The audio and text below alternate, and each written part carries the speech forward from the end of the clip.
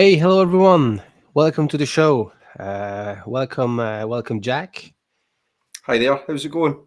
Yeah, not too bad. How about you? Yes, good. Yeah. I've had a relaxing day, a kind of typical Saturday, taking it easy after my holiday and listening to records. So yeah, You don't catching up watch with some listening. you don't watch Wimbledon, don't you? I watch a little bit. If it's on, I watch it. I liked it when it was all the classic players from the past, like Boris Becker and Pat Cash and John McEnroe. I liked that kind of era of tennis, but I Yeah, don't really follow it anymore. No, I watch it if it's on. I do like it, but I yeah, wouldn't even know who's winning. yeah. I try to watch a little bit. I know Steve from All Over West Asia. Steve is here. Steve watches the tennis. Um, I play tennis during my spare time, and I'm not as good as. It's like Eric Clapton. You think you are as good as Eric Clapton when you buy a guitar. It's the same when you buy the same racket as Roger Federer, and then you hit a couple of balls, and then you say, okay, there is a huge gap. But Yeah. yeah, and it's your first ever. Hello, Toston. It's your very first ever appearance on the live stream as a panelist, right? It is, yeah. My first time, yeah. I'm breaking my cherry. Yeah. Thanks for accepting my invitation. Yeah, Yeah, it's well, thank you for asking me. You asked me a while back, and it just seemed. I think you'd asked me a couple of times, and every time I just seemed to have something on, yeah. um, and it was just finding the right time. And I think because I was new as well, I kind of wanted to see how my channel was going to go before I made a fool of myself on a wider stage. Yeah, it's funny. I often participated in Ian's ranking the obscure. He does Yeah, a weekly live stream on Thursday. And Mike, Vinyl Spiral, he was the one who mentioned your channel when we were talking about, the vinyl tag 2024 yes, vinyl tag. And then Mike's brought up to the table, hey, there is this new guy from Scotland. He just started the channel with actually his vinyl tag. It was your very first video, so it piqued my curiosity. So I checked up on your channel, and yeah, the rest is history. Trevor is here. Hi, Trevor. We have someone from Germany I never saw before. Luna Fono. Hi. Good to see you guys. So yeah, and can you a little bit tell me more about your channel? As I said, so what, why, or why did you start? What was the aye. main motivation? Yeah, The why's quite easy, I suppose. Growing up, all my kind of group of friends growing up as a teenager, we were all into similar music. We were all into indie music. We were into psych music, kind of unusual stuff. But I found that the older that I've got and I've moved away from home and I still have my circle of friends that I had growing up, people aren't really into the same kind of music as me. So people will say they're into music, and it's usually not kind of the same kind of things that I like.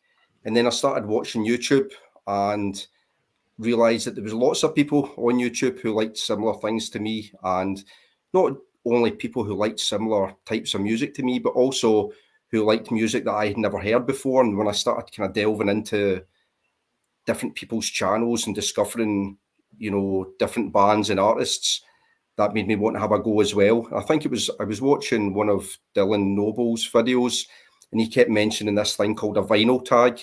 And he was saying, "Oh, if you're someone who's interested in getting into YouTube and talking about music on YouTube, a vinyl tag would be a really great place to start." And I was that kind of piqued my curiosity, and I thought, well, I'll see what a vinyl tag's all about. And he'd kind of went on to say, all the questions are already arranged, and you don't need to think about the content. You just show some records, hold them up, talk about them a little bit, and that's you. So yeah, that's kind of what made me want to start. That coupled with the fact that, like, my wife's so long suffering, I speak about records all the time, and she's more than had enough me talking about Moby Grape and Love and 60s Psych. It's not stuff she's interested in at all. So it kind of gives her a little break as well, and I can let it all out on YouTube instead. So yeah, that's kind of why I wanted to do it. Just because I like talking about music. It's something that I could never tire of, and like I said, not many people. I don't know if you're the same. Like a lot of the people that I'm kind of friendly with, in my day-to-day life. They're into, I don't know, Coldplay or Adele or kind of chart music and well-known music. And when they say, oh yeah, I like music as well, what kind of stuff do you like? And I would say something like, oh, I don't know, I like Arthur Lee and I like Love. And they'd give me a kind of blank expression. So I think YouTube's a chance to kind of share your passions with like-minded people and people who maybe can point you in the directions of things that you've not heard before. Because I found that I thought I knew a lot about psych music, and I'm quite new to prog. I've only been into prog like for maybe a year at the most. So other than the well-known prog acts, prog's quite new to me, and I've liked that kind of rabbit hole to go down. But I found that when I went onto YouTube and started delving into the different VC channels, that I didn't really know that much at all, and that's been one of the best things, is obviously to find out more about new bands and new styles of music that I didn't already know about. Yeah, and this is what is all about. It's the same to me. You asked the question. It's the same, and I think it's depend very much upon if you grew up in a small city without record store, or in a because I grew up in a very small city. I didn't have a chance to find someone who taught me about great stuff. Like later had this great store in my hometown. And but yeah, during the COVID, especially, I had much more time to spend to watch videos, and it was fun. All the live streams, all the people from around the world, and you could exchange with about your passion. And it's true. You can discover a lot of different, lot of new stuff you've never been Yes, certainly. introduced. Yeah. So yeah, I really like your channel because it's fresh, it's natural, and you're pretty active. You have like you started as I said in January. So and you have like how many? I think I've got like 61 videos or something, but that may change towards the end of the year, because I mentioned in one of my videos that I've actually just left my job. So that may change. I'm looking at going back full time. I've been doing some charity work for the last about 2 years, and as much as it's been fulfilling and it's felt really worthwhile, I feel that I'm ready to work full time again. I'm too young to be working part time. I'm kind of like semi-retired, and I'm only what am I, 48. So yeah, I need to work full time again, I think, for a while, and that'll probably mean maybe going from 2 videos a week to 1 video a week. But Yeah, yeah, yeah. I've Time is I've a really enjoyed doing it. It's not felt like a chore so far, you know. And I was worried that maybe doing 2 videos a week, the longer I get into it, it would start to feel too much. But it hasn't felt like that. So I've kind of been happy with two a week. But I'm not sure if, yeah, like I said, I'm not sure if that will continue. We'll need to wait and see. yeah. I try to. I say I try to post at least one a week, but it's very hard. Hi, David. So David is the one we who mentioned about accent. Thank you, David. Yes, a few people have mentioned about my accent. It just Yeah, sounds normal to me, but yeah, maybe to Americans. See, to be honest, when I was in the military, I worked a lot with Americans in the past, and yeah. they always passed comment. I know David's not a American, but a lot of Americans passed comment on my accent in the past. I always got a little bit of a, I don't know if you use the same word, a slagging. You'd get they make No. jokes about my accent and how they couldn't understand me. So I thought about bringing subtitles tonight and making sure that I had subtitles below me so that I could be understood. But No, it's fine. As a French person who grew up very close to Germany, I do have a strong accent in France. So now yeah, yeah. you guys you cannot hear. But when I'm in France, I don't have the Parisian or the southern part of accent. So it's people always make fun of my accent. When I was in Am I right in Paris, saying it's the Alsace? Is that the right way to say it? Alsace Alsace, region? yeah, Alsace, yeah, yeah. Yeah. My favourite food is from that region. Great. You can You come know, whenever you want. Flammkuchen? Yeah, flatbreads. That's, Yeah, yeah. yes, I love it. It's my favourite food. Yeah, me too. Yeah, yeah, yeah. It's the best. And speaking of Alsace, this is Francis Cochet. Hi, salut Francis. He comes from Alsace as well, Ah, and I okay. and I met up personally with him at a trade show in Germany. It's a very close. It's a region very close to Germany and Switzerland. So the culture, the food, the accent, dialect is like similar to to the ones that you can find on the southern part in Black Forest, for instance, and in Basel in Switzerland. It's all uh, it's all very Would close. I be right in saying then, do you speak Deutsch or Swiss? Yeah, I speak Swiss German. Yeah, I worked Yeah. 12 years in the German speaking part of Switzerland. It's not the same German as in Germany. It's Swiss German. So yeah, it's something very like. Do you speak Swiss German or no? No, I don't. I can understand a lot of German because my wife's German. So I've, for the last, I don't know, 15 years, I listen to it every day. But like most British people, I'm lazy and I don't speak it a lot. So yeah, when I lived in Germany for a couple of years before I met my wife, I had to, obviously do the talking for myself, and I felt like I was getting better and better. But once I started dating my wife, and someone asked me a question, I just would point to my wife, and she would answer, and I became lazy. So Mhm. my German didn't develop, but my Yeah, children speak German, or they understand German. My wife only speaks to them in German. yeah, yeah. I speak both standard German, so the BBC German, if you want Yeah. to say in Swiss German. Francis is asking, il est écossais. Yeah, oui, il est écossais. Are you Scottish? Yeah. So Yes. Yes. Yes. I answer in French because Francis doesn't speak. We. Oui, oui, il est écossais, effectivement. Steve, yeah, it is a Coke with a lemon slice. Thanks for That's asking. that's a wine. It's a little bit too early to have a glass of wine. I will have a glass of wine tonight, but not now. Okay, maybe we can start. Yeah, we will do the following, guys. So we will chit chat with Jack, talking about psych rock, a little bit of prog, and maybe at some point I will just throw a link in the chat, so maybe you will be able to join us if you fancy join us. Um, let's talk about psych rock. So, did you brought some records to show, or because I did? Hmm.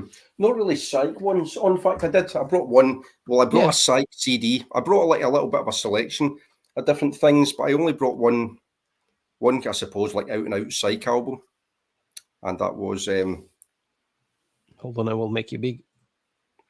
Oh, Da Capo, Loves the Capo. Yeah, Da there's a Capo. reason Yeah. why I've been listening to this. So I'm going to a music festival in about a week's time. I'm going to Belladrum Festival in Inverness. And it's like a kind of family-friendly boutique festival, but love are playing at it, obviously without Arthur Lee. It's with the backing band, what they called Baby Lemonade. But Johnny Eccles, the original guitarist, is playing at the festival, is playing with Baby Lemonade. So I'm always listening to Love anyway, and I've not listened to Da Capo for a while, but I absolutely love Da Capo. Yeah, it was the first proper Love album that I listened to. I don't know if you know the compilation Love Revisited. One of my No. friends, when I was about 14 or 15, um, he went with his parents to America. And when he came back from America, he brought back all these cassettes. He brought back The Doors, Strawberry Alarm Clock, Country Yeah. Joe and the Fish. What else did he? Janis Joplin, lots of like 60s. Woodstock type Yes, era. exactly. Yeah. Yeah. In fact, Yeah. I think he even brought back the Woodstock compilation on tape as well. But one of the bands that I didn't know was Love, and it was this compilation album called Love Revisited. And as soon as I heard it, I absolutely fell in love with it. But I bought this CD when my band played their first gig. So my band played their first gig, and we got the band got about £20 each. And I bought this, and I think I bought the Velvet Underground and Nico as well. But yeah, since I heard this, I've just been like in love with Love, and I'm looking forward to seeing them. I've seen Baby Lemonade a few times before. I saw them in Nottingham, and I saw them in the Liquid Rooms in Edinburgh, but obviously with Arthur Lee. But this will be the first time that I'll see Johnny Eccles, the original guitar player, and I'm hoping when I go that I can maybe I've hooked up with him on Facebook, and I'm hopefully going to try and meet him while I'm there and get him to sign my Forever Changes album, because Love are my favourite band. They've always been my favourite band since I first heard them. So Yeah. yeah, that's what I brought. I love Da Capo. I think everybody's heard Da Capo. It's a really well-known Psych album. Obviously, 7 and 7 is Yeah, it you'd is. Yeah. struggle to to have like to listen to a more explosive kind of psychedelic song than 7 and 7 is. I think the drums in it are phenomenal. I think Arthur played those drums himself. But yeah, I love the whole album, even Revelation, which takes up like the whole second side of the LP. I think that's a good track as well. I think it would be better the album if it was just more kind of straightforward songs. That's a bit of a kind of R&B jam with obviously the harmonica and everything, but it's still brilliant. I love Love. So Yeah, yeah, anything by them. I agree. They were very important. So Electro labels, so the Doors, like were the big band, but Yeah, they played a role in the way I think the way they how they signed a contract, the Doors. But my favorite album is Forever Changes. This is one where yes, yeah, that's that would be mine as almost well. perfect. And yeah, David Atkinson is asking if you know the Damned Yes, I do. version. Yeah, Yeah, yeah. I don't know much by the Damned, but I know their version of Alone Again, or kind of primarily because obviously it's a love song. But I don't know much by the Damned at all. I think I've got a few of their albums. I think I've got the first two albums, but punk again is a genre that I don't know too much about. So that's been a good thing with the VC is kind of getting introduced to more punk albums and maybe punk albums that are not so heavy because I find when the heavier they get, that's probably a bit too yeah. much for me. But yeah, I I'm not. do. I like that version of Alone Again. Or I'm not really too crazy about punk, but there are a few channels, VC channels, like Vinyl Ritchie, for instance, yeah, yeah. Ben Rankings, and probably yeah, Mike I Virus. Yeah, yeah, I kind of find with punk for yeah, me, like where I am with it at the moment, I'm probably more into like the more commercial, the better known punk bands. Like yeah. I really like the Ramones and I like the Sex Pistols, Mm, and I like some of the kind of punk bands that have got like that dub influence or reggae influence, like the yeah. Clash and the Ruts and stuff What like that. But I'm not like a Wire? connoisseur of punk. Did you try the band Wire? Who? Sorry. Wire, Oh yeah, WIR, Wire. I think Wire. I've Yeah, heard. sorry. What's the name? Is it Pink Flag? Is that the name of the album? I think I've heard that Yeah, album. probably. I just got into Wire. Yeah, yeah. Yeah, I've heard a little bit, but again, I'm not like any authority on them. I've heard a little bit. Um, Okay. okay, I'll give anything a go. I, I think yeah, I'm more than happy to give anything a listen, and I wouldn't say I would nail myself down to one genre. It's more if it's good, then I'll like it. Even like some electronic music and stuff like that, I'll like. It's not like a genre I'm not massively into, but if it kind of captures your imagination and Yeah. yeah, you get into it, then it's all good. I think. Eclecticism. This is a topic Yeah, we've been discussing lately. Francis said, "Oh, he writes in English. Cool." He says you have oh yeah, the channel Stephen Reed. Not sure. I think I've seen that. I think I've seen that Yeah, chap once before. I've got yeah, a feeling he's from the other side of Scotland from me. I think he's from Edinburgh. yeah. I don't I really think. watch regular on a regular basis. The Seal of Tranquility. They do live streams sometimes, and you cannot follow everyone on YouTube. There is too many channels. Like my Glenn Cleave.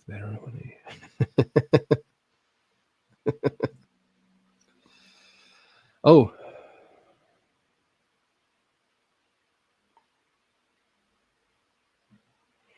and yeah, they had this drummer. He started in the band called Dust. Yeah, the those are amazing album. The two Dust albums are absolutely. And the drummer, the name is just so that doesn't pop in my head. He joined the Ramones a little bit later. Yeah. Anyway, yeah. Really, I'm not really a damned expert. So yeah, I brought a Psych one. I just listened to this one a little bit earlier in the morning. I don't know if you're familiar with Yeah, this is Gandalf. Gandalf, and it's not an UK band. It's not even West Coast band. They are from New York, I think. They only released one album, and it's really this is a reissue I got, and it's really a melancholic. I bought Is because that of that title, Tiffany Rings. But it's yeah, it's really interesting. You have that it got some folk elements. It's harpsichord, but not cheesy. Really like this. This is one of the few. I don't know if you're familiar with. I've heard it a little bit. Is that the reissue that came out on Record Store Day? No. It's this is something I bought maybe 5 years ago. Yeah, this is a reissue on Capitol Records. I think I bought that in 2015 or not 15, 18 probably.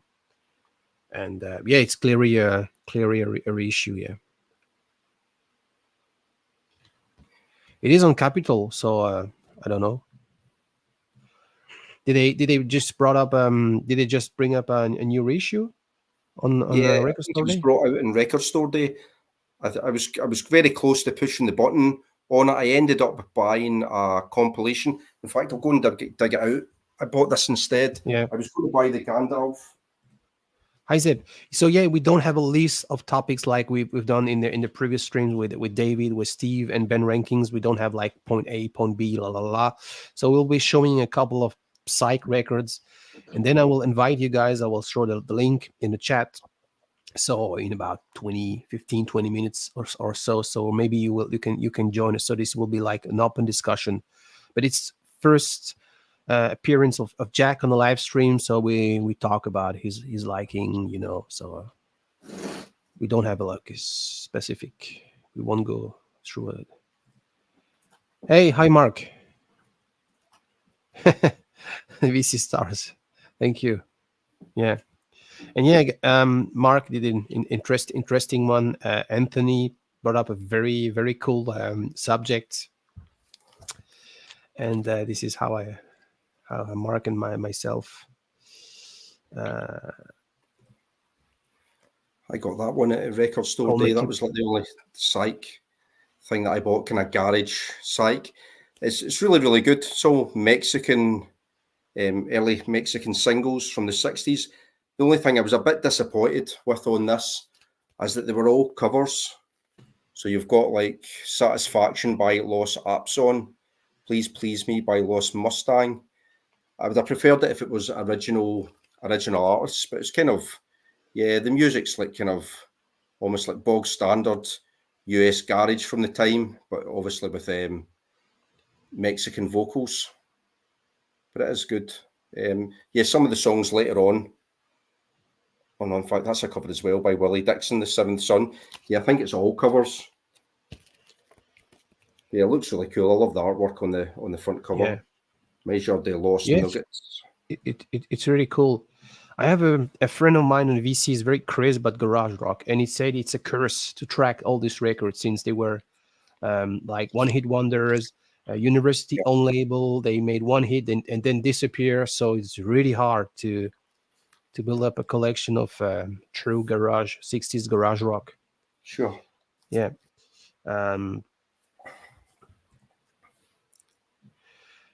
Francis is asking, what is your favorite genre? Probably overall, I think probably classic rock. It's a bit boring, but yeah, that's probably my favorite. I like the Beatles and the Stones and the Beach Boys and Neil Young and all that good stuff. I do like psychedelic music as well, but I thought I was really into psych until I came onto the VC and started putting out videos and watching other people's videos, and then I realised very quickly that as much as I've got like an okay collection, but my knowledge of psychedelic music's nothing compared to a lot of people on the VC. Probably overall, yeah, just maybe indie music as well. I like a lot of UK indie because that was the music from when I was growing up. You know, I was a teenager in the late 80s, early 90s, so I like all the kind of Manchester scene as well. I kind of came of age, I suppose, as a teenager to the sounds of the Spiral Carpets and the Charlatans, the Happy Mondays, the Stone Roses. My Bloody Valentine, I'm not so into them. I'm not so much into the shoegaze stuff. I do like it, but probably more the kind of Manchester stuff. And then, like I said, like just the Beatles and the Stones, the Small Faces, the Kinks, all the kind of big ones, really. Yeah, UK produced so many great stuff. The next one is a sort of tribute because he's from Scotland. Oh yeah, magic. Yeah. And this is a very underrated album. This is the one he made right after he went back to from India with the Beatles. So he was the one who taught Lennon how the picking technique, as you can hear on Dear Prudence. And it's really interesting on that one, the Hurdy-Gurdy Man. That's the name of the album, and it's captured the essence of the swinging London '60s. Uh, every song is a bit different. One is psych, one is classic rock type of stuff. One is jazzy, very jazzy. One is had some Indian elements on it. So it's a very pleasant record, the Hurdy-Gurdy Man. And for some reason, it hasn't been released. I think in the UK or later, only in the US at first place. Yeah, I And don't recognise it. yeah, it's I found many years ago, and on a trade show, clear vinyl, and it's a reissue, obviously, and yeah, it's a pleasant record. Yeah, I loved it, Donovan. I think Donovan's massively underrated. You Yeah, know when when people say about him being the British or the Scottish Dylan, that's like a real yeah, service to him. I think because if you listen to his early albums as well, I love what's been did and what's been hid, or what's been hid and what's been did. I can't remember what way around it is, but those early folk songs as well are absolutely fantastic. And to write songs like Colours and yeah, it's just amazing. There's one Donovan album I'm really after. I think it's called Open Road, and I think yeah, it's one of his probably. early 70s ones. I think it's from like 72 or 73, but I love the song on there, Changes. It's an absolutely brilliant song. I really like that. And I still don't have a copy of Sunshine Superman either. Yeah, So I need to get a copy of Sunshine Superman. and you're right. By the mid '60s, there were these two people, young people with hat, playing lead belly Woody Guthrie song. They were Bob Yeah. Dylan in the US and Donovan in Britain. Oh yeah, this is Francis' favorite genre. What about hard rock and heavy metal? Oof. Hard rock and heavy metal. Probably the hardest for me would be probably Black Sabbath. I've got some other kind of heavier stuff that I've kind of come upon through buying collections rather than actively seeking it out. So probably the heaviest album I've got in my record collection is called Cattle by a band called Cattle Decapitation, and the album's called Death Atlas. But generally speaking, yeah, probably Black Sabbath. I like stuff like Zeppelin and stuff like that, but Yeah, yeah, probably the 80s metal, maybe not so much. I like Guns N' Roses and stuff like that, but yeah, I don't go too heavy. yeah, it's probably the same. Donovan's Harry Gurman was used very effectively in the Zodiac Killer movie. Didn't watch that That's a one. great movie. Or Oh, it's yeah, so good. It's really good. 1974. Ah, yeah. Yeah. Do you have another? Or yeah, you're up next. Another record. Yeah. Let's see. Hey, Sam is here. Hi, Sam. I got this one here. So this is kind of a singer-songwriter album by a guy called Jimmy Campbell. I don't know if you're familiar with Jimmy Campbell. No, no. Is that So folk Americana stuff or? I would say that he's little elements of psych, little elements of chamber pop, but he's one of these guys. He's out of Liverpool, and he's one of these guys who was he's kind of like a bit of a perpetual loser. So he was in a band called the Panthers, who were an R&B band round about the time of the Beatles, when the Beatles were coming out. And there's a story about John Lennon standing in front of the stage when the Kirby's did their first gig to check out, the Panthers to see if they were any good or not. And they ended. Oh, can you still hear me? Okay. Yeah, but Yeah. the I thought it just cut out. it's like freeze. Yeah, Is camera that is better now? camera is freeze. All right. Well, that's a bit weird. Yeah, sound is Um, okay. Yeah, the sound's okay, but not the. I wonder not if the, I try stopping the camera and then starting it. yeah. No, it's still frozen. That's not good. Will I try leaving and coming back in? Yeah, sure, absolutely. Yeah, there were so many underrated band in from Liverpool is back in the days, yeah. And Manchester Donovan is indeed underrated.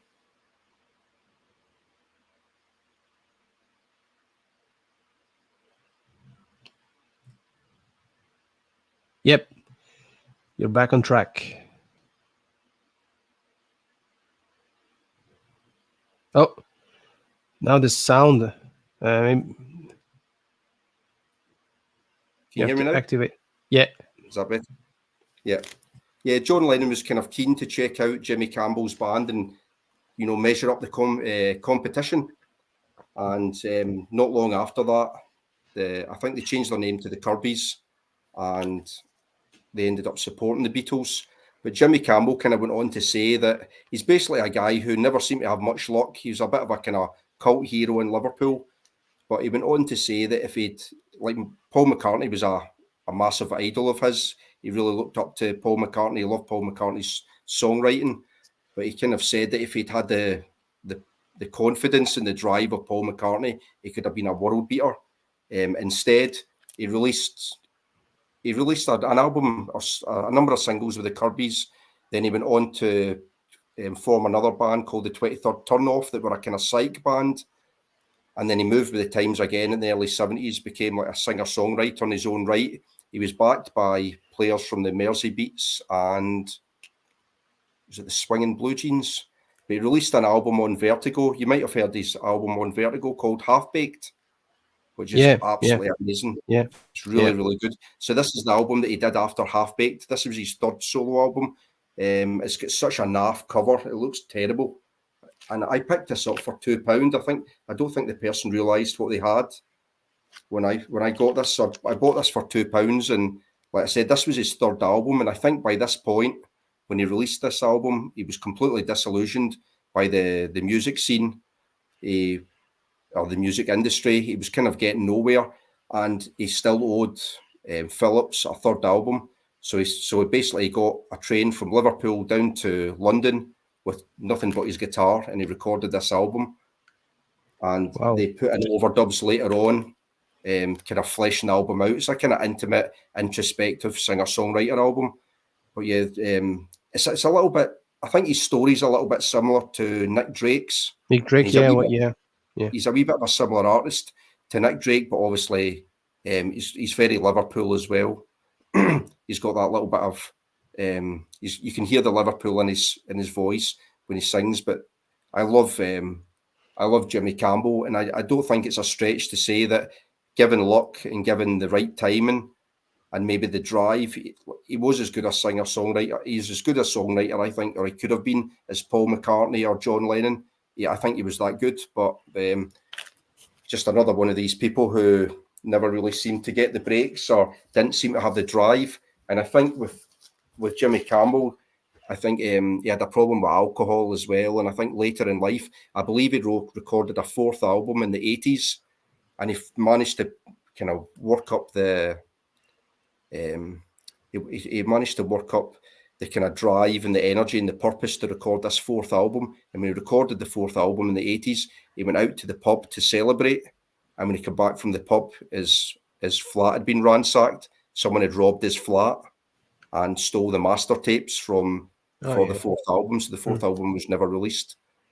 So yeah, he had a bit of a kind of sad end, but he's really worth listening to. If you've not heard him at all, check out the album Half Baked. It's so good. Yeah, thanks for the education. I've never heard of this artist. Steve is asking, you got to be a Frankie Miller fan. Is that correct? Yes, I do like a bit of Frankie Miller. Yeah, if you're Scottish, you've got to like a bit of Frankie Miller. You can't beat Caledonia, Frankie Miller's, and obviously his bit of acting as well. Some of the TV series that he did. Yeah, Jerry and the Pacemaker. Yeah, of course. Yeah. Yeah. If you watch Liverpool, they made a great songs. Not only that, "You Never Walk Alone." That one, "Ferry Cross the Mercy" is Yeah, of course. timeless. Yeah. I think Liverpool as a city has always been fantastic for Yeah, bands and all not through the only, decades. yeah, exactly. Not only in the '60s, in the '80s they had like the last it's some Oh, like late '80s, and Ekon the Bunnymen recently yeah. got into it's Even there's simply more other bands as well, like what they call Tramp Attack are really good as well, or Bill Ryder Jones, the Coral. There are loads of great stuff to come out of Liverpool. yeah. Um, okay, just another big one. Have you ever heard the band The Stairs? No. They were a like, garage rock revival band from the early 90s. Absolutely fantastic. Led by a guy called Edgar Summertime. His real name's Edgar Jones. But he adopted this persona, Edgar Summertime, for his Stairs album. But the album's called Mexican R&B. It's absolutely amazing. Uh, David is asking, are you enjoying John Martin? Yeah, I love John Martin. I'm kind of at the beginning, David, of my John Martin journey. So I discovered John Martin. I've been aware of him for years and years and years, and just one of these people I'd never get round to listening to. I'd never get round to listening to Solidaire. But I got, what album was it? One World, and I absolutely loved that. And then I've got an 80s album. Is it called Piece by Piece, which I'm not so fond of.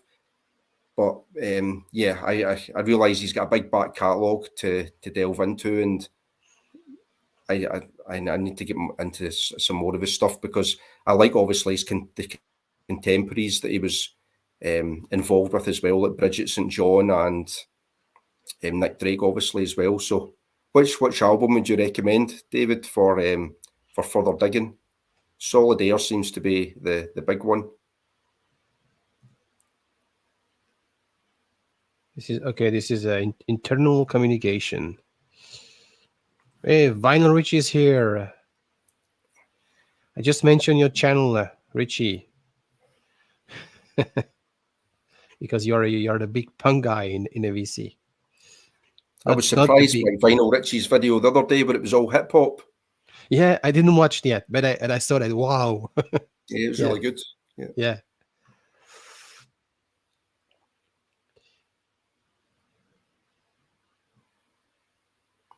Still buying records, David.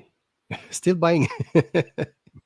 He recently made a video about when too much is not too, when enough is not. That didn't remember exactly the title. Just kidding. Uh, yeah, because Steve and myself and other VC member will be meeting up at MGK's Boston, the big VC party next weekend. Cannot wait. Yes, Oh, yeah. 2 minutes, I'll show you. yeah. I've got it. CD.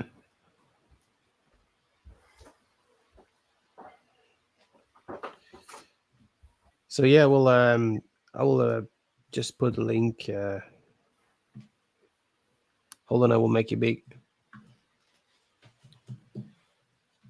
Okay, Mexican R&B. It's really, really good. They've released a number of the songs on here as EPs, and obviously everything was released as mono editions. It's kind of very much in keeping, I think, with the recording as well, very much in keeping of the kind of time.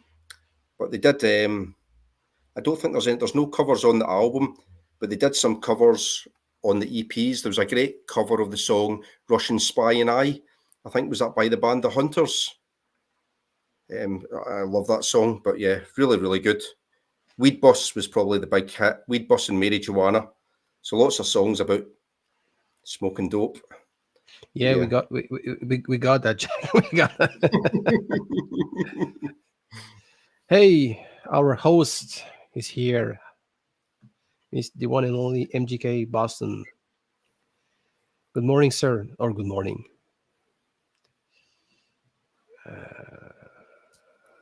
What about Alex Harvey? Yeah, I don't have any copies of Alex Harvey or the sensational Alex Harvey. This is the one you find in every.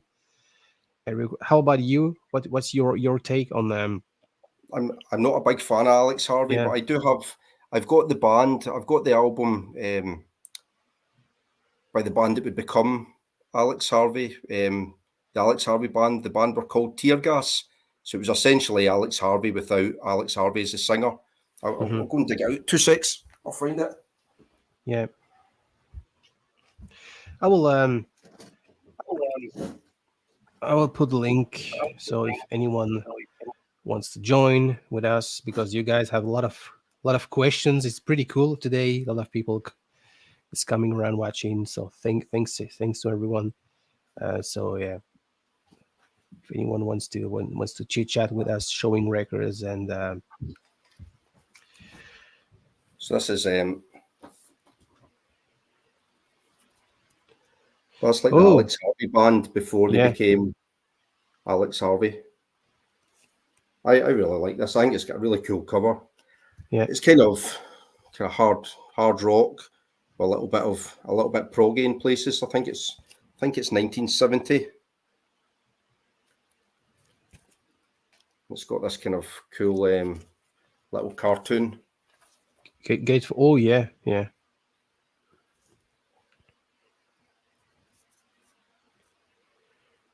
Yeah, you can find on some of the early 70s records some cartoons, some comics inside. Yeah.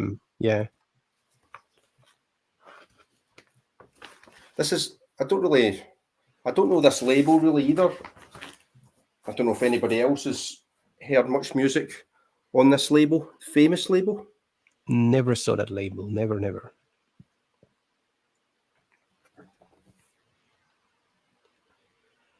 Is that a Britain? Is that a UK press or?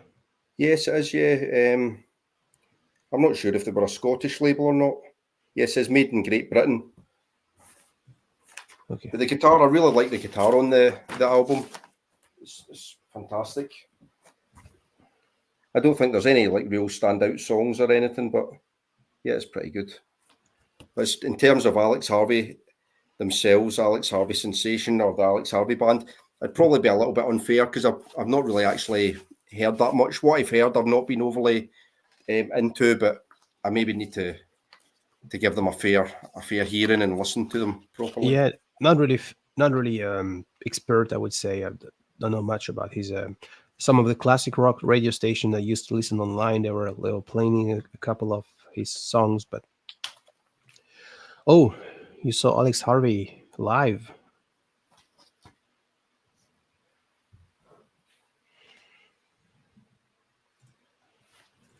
Yeah, it's probably because it's a local label. Yeah. Okay, the next I just put a link in the chat, so if anyone wants to come.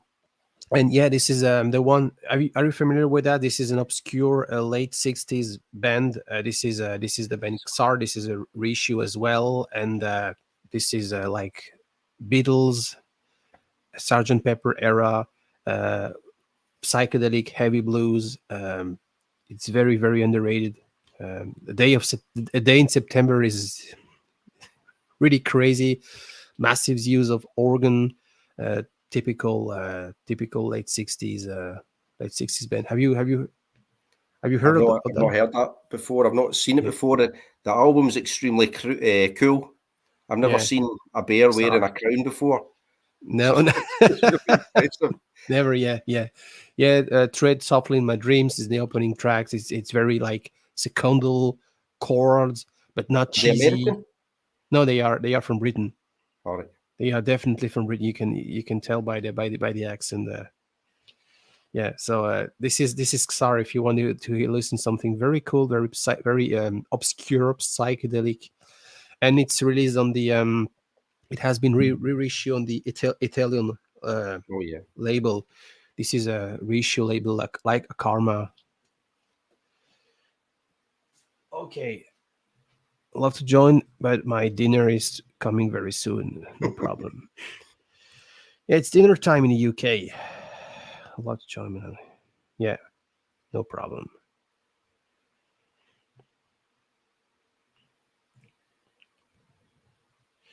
I'm a big fan of Brian Robertson. Yeah. Yeah, the Thin Lizzy, yeah. Thin Lizzy is a band that deserves more attention on the VC. Don't see a lot of people mentioning. Uh, I had all the records on CD back then. You know, the Black Roses, Bad Reputation, Vagabond in the Western World.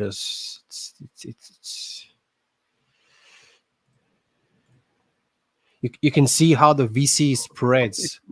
One is having dinner, the other one is Yeah, yeah. preparing, is getting ready for the breakfast. Really cool. This is an international thing.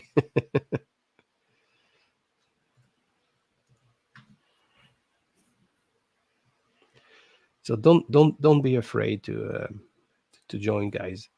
Oh,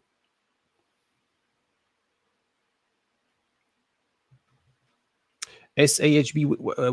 What band is that? Uh, Sensational Alex Harvey Band. oh yeah. Thank you. I thought you might like them, Steve. From the things I've saw you showing in the past, I thought you might like Alex Harvey.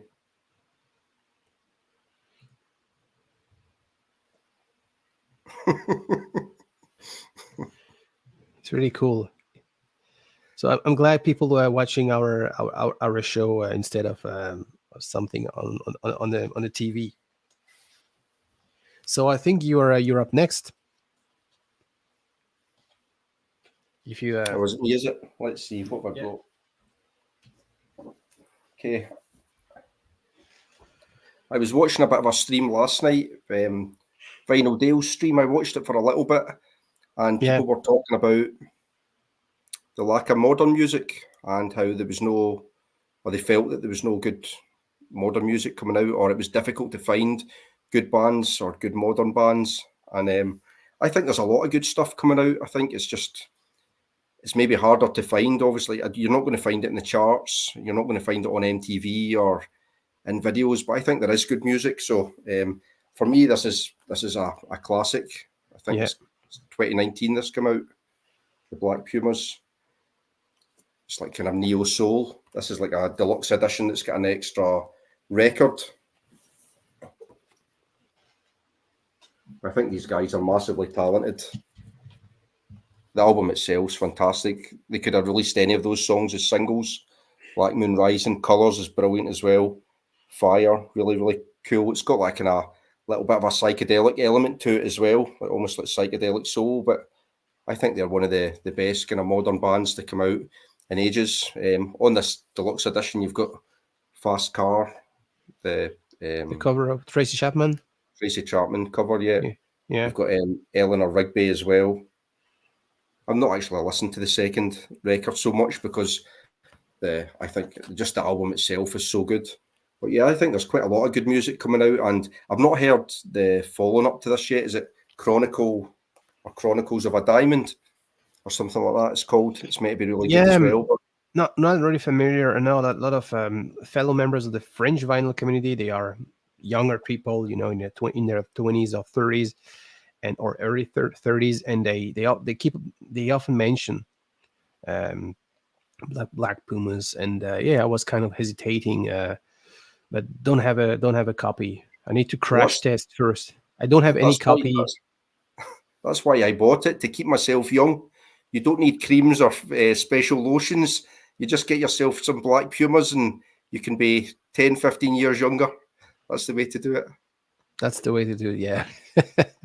Now the thing is, I bought lately a lot of records. I went to France to see my family and friends, and I brought a lot of records there.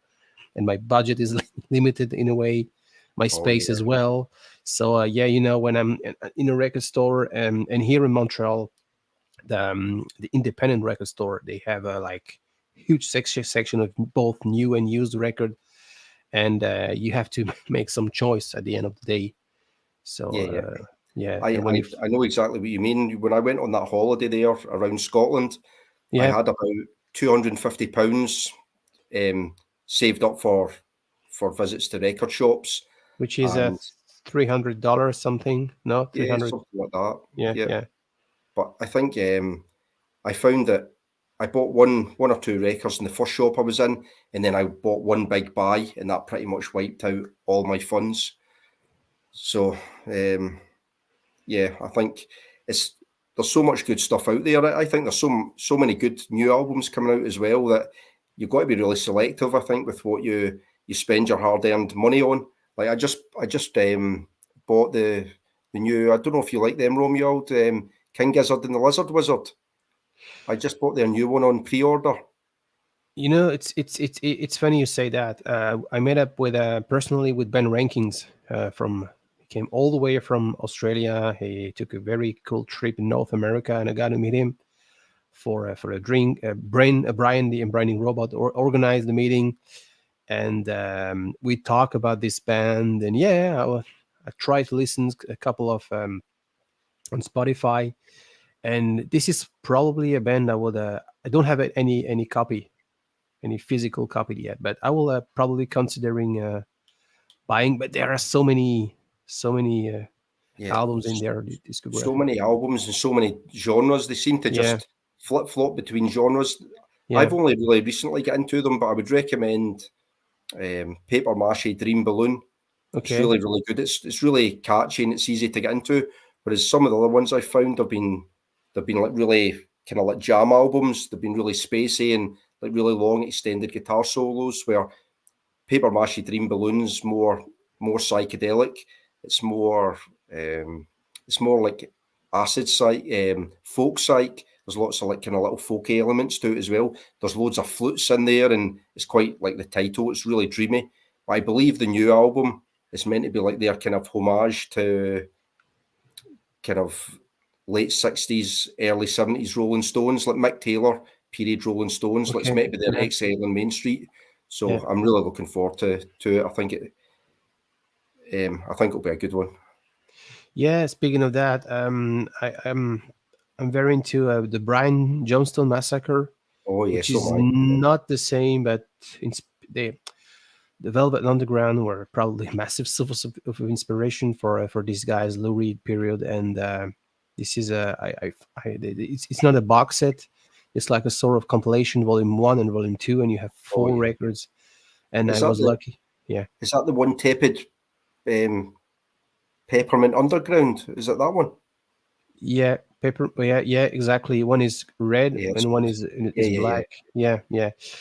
They were originally released as a CD in 2005 something, and re-released on vinyl in 2014. So yeah, Yeah, I really like Brian Jonestown yeah, Massacre as well. I think you're right. I think they were a band who kind of went between genres as well. Because if you listen to their early albums, they are quite what would you say? They're quite shoegazy.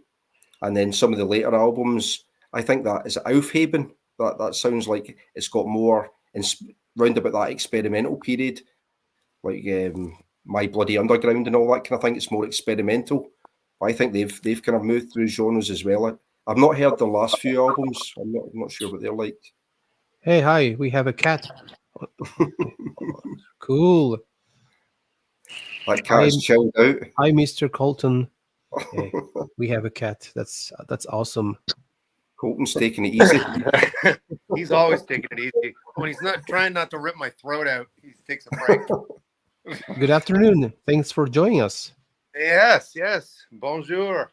Bonjour, bonjour. Hey, Jack, have you booked your flight? There's still time, man. Next Saturday, a So week from today. my wife, I told my wife about it, and she said, "Why have you not booked a flight? Get over there."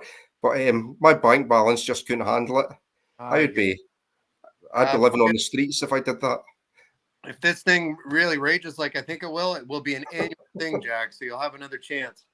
It sounds good. It sounds like it'd be magic. Yeah. What kind of numbers are you expecting, Mike?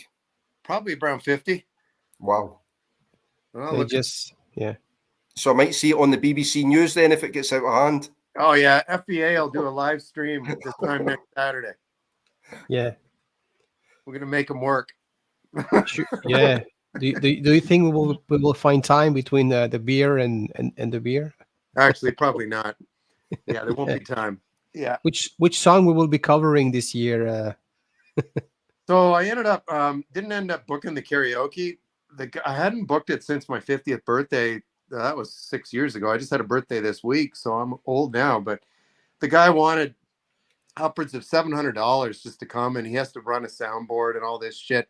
So it would have been distracting. too with all the people at the party, just to have bad karaoke going the whole time. So we're not having the karaoke this year. So you won't get to hear me sing "Breaking the Law" again. Although I do a great. Oh, this was my highest motivation to drive Yes. 5 hours to do the waiver at the border just for that. I'm Yeah, you so gotta. disappointed. So I love you know FVA when you drive across the border, right? Like I've been in the States now 20 years, but Yeah. it just depends who you get and the stupid questions you get. I had a guy ask me one time. I said I was going to a wedding and I was going into Detroit. This is 25 years ago, and he said, "Whose wedding is it?" And I was like, "Bruce Springsteen." Like I said who my I said, like they try to mess with you every time. Yeah, I know. Just tell the guy, "Are you coming down through Vermont?" Probably, right? Yeah, Burlington. Yeah. Oh yeah, that's easy there. Yeah.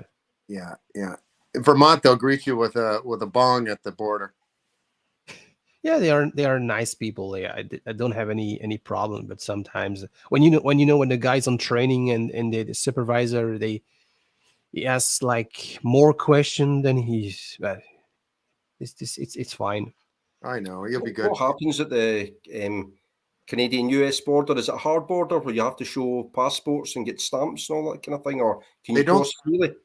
they don't stamp it, Jack, but you have to have your passport. All right. Okay. And then they usually, if all goes well, it'll just be, what's your citizenship? Where are you going for how long? Yeah. Okay, goodbye. Have a good day.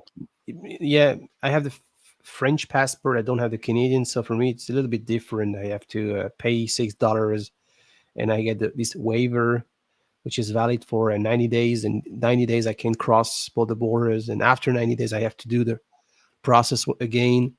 Oh, Step in the it takes time depending upon how big the line is of foreign people who goes to the US. So yeah, this is every time. I've never heard of that process because Yeah. we still have Canadian passports. Yeah. We're permanent residents in the U.S. So like No, green card. They are two waivers. If you are a tourist, or if you're a truck driver. A good friend of mine is a French truck driver. He works now. He's Canadian, but he works for a Canadian company, and he often drives to Florida and California, and he's got his commercial waiver. And, Yeah, they go through a special line with the truck. He pays $6, and before, back in the days, you had like this card stamped on your passport, and when you knew, because the last time I crossed the border, you give it back. Now it's everything is digital, but still Okay. you pay. Yeah, and this is up until I will get my Canadian citizenship. But that's life. Yes, it's life. Yeah. So are you in Metro Montreal, like in the suburbs, or where are you? South Shore. Oh, okay. Yep. Yeah, South Shore. It's a suburb. Yeah, so it's not in the island, on the island of Montreal. And where are you? Where are you, Jack? In Scotland? What's the nearest big city? I'm like in between Inverness and Aberdeen, so I'm kind of on the north coast. But that's not where I'm from originally. I'm near Glasgow. I'm kind of from the west coast originally, and I've travelled around a little bit while I was in the military, and I kind of ended up in the north of Scotland. But I like it up here. It's kind of chilled out, and it's a kind of slower pace of life. There's not much around. Like there's in the whole region that I live in a region called Moray, and there's not one in the whole region. There's not one record shop. Oh. So, yeah, it's like really, but not a lot of traffic either. No, there's not. No, but it's like kind of a lot of farmland and a lot of coastline and stuff like that. So it's a nice area. It's a nice area to bring up kids. But I don't know. Sometimes I want the fast pace of city life. Like I loved living in Dusseldorf, was brilliant, and different places I've lived in down in England and stuff like that as well. But it's hard to have everything. Aberdeen's like an hour away, and then I've got like Inverness an hour the other way. So they've got kind of like Aberdeen's got some good record shops. So that's always good. The worst thing's the music scene. There's like no music scene up here at all. If you want good music in Scotland, you've got to either be down for live music, you need to be down in Glasgow really, or you need to be in Edinburgh. So that's probably the one kind of drawback from living up here for me really. Yeah, I've only been to England. I haven't been to Scotland. I have a bunch of postcards people sent me from Scotland. because you know, I collect those things still like a child. Do you like a whiskey, Mike? Yeah, so that one postcard I have, it's from Inverness. A friend of mine did this whiskey tour, and it was I'm sure it was in Inverness. Yeah. It Yeah. could have been that. So where I am in Scotland, I think it's probably the largest concentration of distilleries in the world. Like you can't go 5 minutes in your car without coming across a distillery in every direction. There's hundreds of them, hundreds of distilleries. So yeah, that's I do the tour. I'm just a straight up beer guy. I never developed a taste for it. I got really sick on rye whiskey one time in college, and I couldn't even smell it again. You know, oh yeah, nasty. That cheap stuff, FVA in Canada, it's called Canadian Club. Yeah, I know. Yeah, Yeah. you mix it with ginger ale, and then you don't know Mixed with Coke. Yeah. you don't know where you're I gonna think wake up. everybody's got a drink like that. I think where they think back and think, oh no, what was I doing? Oh yeah. For me, it'd be Southern Comfort. I was about 18, 19, and I really liked Southern Comfort. And then I had one night on it where it was just it was Good Night Vienna. And Yeah, but I had a buddy who drinks used to drink that stuff with 7-Up, Southern Comfort and 7-Up. Oh, I could just feel the headache from here thinking about it. Yeah. Yeah. I took a trip once in Edinburgh, and I was shocked. In the bar, you could have a sample for nothing. You could try every great whiskey. It was it's not like cheap, but not cheap in a wrong way. Cheap like not a lot of money. Yeah. So Frost is asking if the secondhand stores in Scotland are expensive. What's your take on the So price that's really interesting situation? because my sister was thinking about selling up in the West Coast and moving up to where I am in the north where there's less jobs. And in my opinion, it's cheaper where I am. But she said, "Oh, I couldn't move up to the north of Scotland where you are. The prices are too high and the wages are too low." Oh, So I don't know. I think is it cheaper than England? I think it's the same It is. everywhere. I It think is. it just depends on your location. If you live in a nice area, generally speaking, you know, a nice area with good amenities around it, you pay more. But I don't know. I have the What would feeling you? is compared to London. Okay, London is a very Oh yeah, expensive city, no yeah, question. I remember I took one trip in London in September 2019, and in Edinburgh prior COVID, so 6 months after.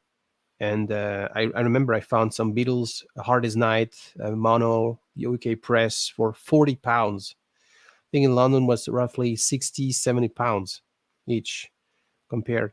So yeah, Edinburgh is definitely it's worth I don't know. I less just find expensive. the Yeah, yeah, prices, especially the record prices, people just make them up as they go along. I think going yeah. round about those shops in around Scotland, some places were really reasonable, and then some places, you know, I was looking at new releases that you would get on Amazon for £20, and there was shops selling these same albums for like 35, £45. I'm thinking you could just go onto Amazon and buy it Yeah. and then sell it in your shop.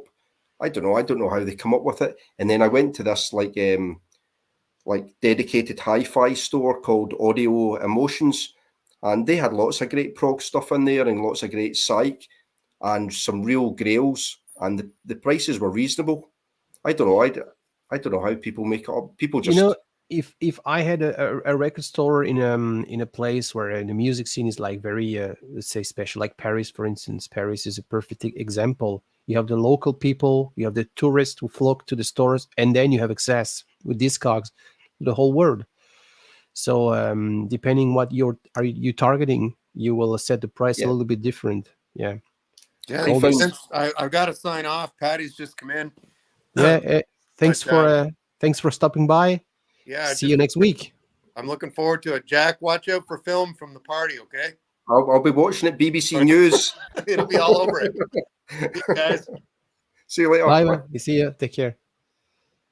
So Yeah, I think I don't know how they come up with the prices. I found that in Edinburgh as well, the prices were all over the place as well. But in terms of like a lot of these record shops dealing on eBay and Discogs, a lot of the old school record store owners, I found that 2 or 3 of them said they just can't be bothered with that at all. They would rather just put like a 300 or 400 pound album on the wall and leave it for 2 or 3 years, hoping that it will maybe one day sell, rather than trying to sell it on Discogs or eBay. Because one of the shops I went to, Vinyl Villains, the record store owner in there, he said he got absolutely fed up with selling a £100 record, and he said it happens so often that someone would say, there's a fingerprint on the record, can I have 50% off, or else I'm going to send it back, or I found a little smudge on the record, can I have £30 off? And he said it just wasn't worth his while, he just get fed up with it. Yeah. So I can understand that. A lot of the record store owners, they just I think because vinyl's now popular again, they just want to do their daily business, and they can't be bothered with selling online. Yeah, but with Discogs now, you have really access to some Americans. They are ready to pay the price for certain rarities, and yeah. But having a store like a brick and mortar store, depending what your customer is willing to pay for, the budget. If you live in a poor city, sorry for a lack of words, then you have to adapt. Yeah, definitely. Yeah. And this is I went to Germany when I took my trip to Europe, and I really like that, because I was in Germany, in Black Forest, in Freiburg, and they had these decent krautrock sections, and then didn't take advantage of, hey, we are in Germany. Okay, Freiburg is a student city. They didn't exaggerate with the price. They didn't say, hey, now Germany, we have a lot of tourists, so the price will be up. So you could, I could still find some cool krautrock stuff for very affordable price. Yeah, I find Germany really reasonable. I've gone back to Germany about once a year, and the price of records there is much better than the UK. Yeah, Berlin and Hamburg are the go-to cities. Oh yeah, Berlin's I know fantastic. Steve will be taking his trip to Europe soon, in summer or in fall. So it's Hamburg and Berlin. Hamburg probably a little bit.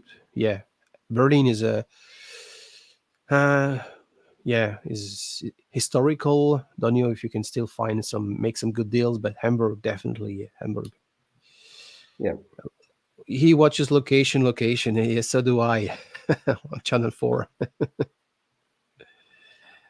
Yeah.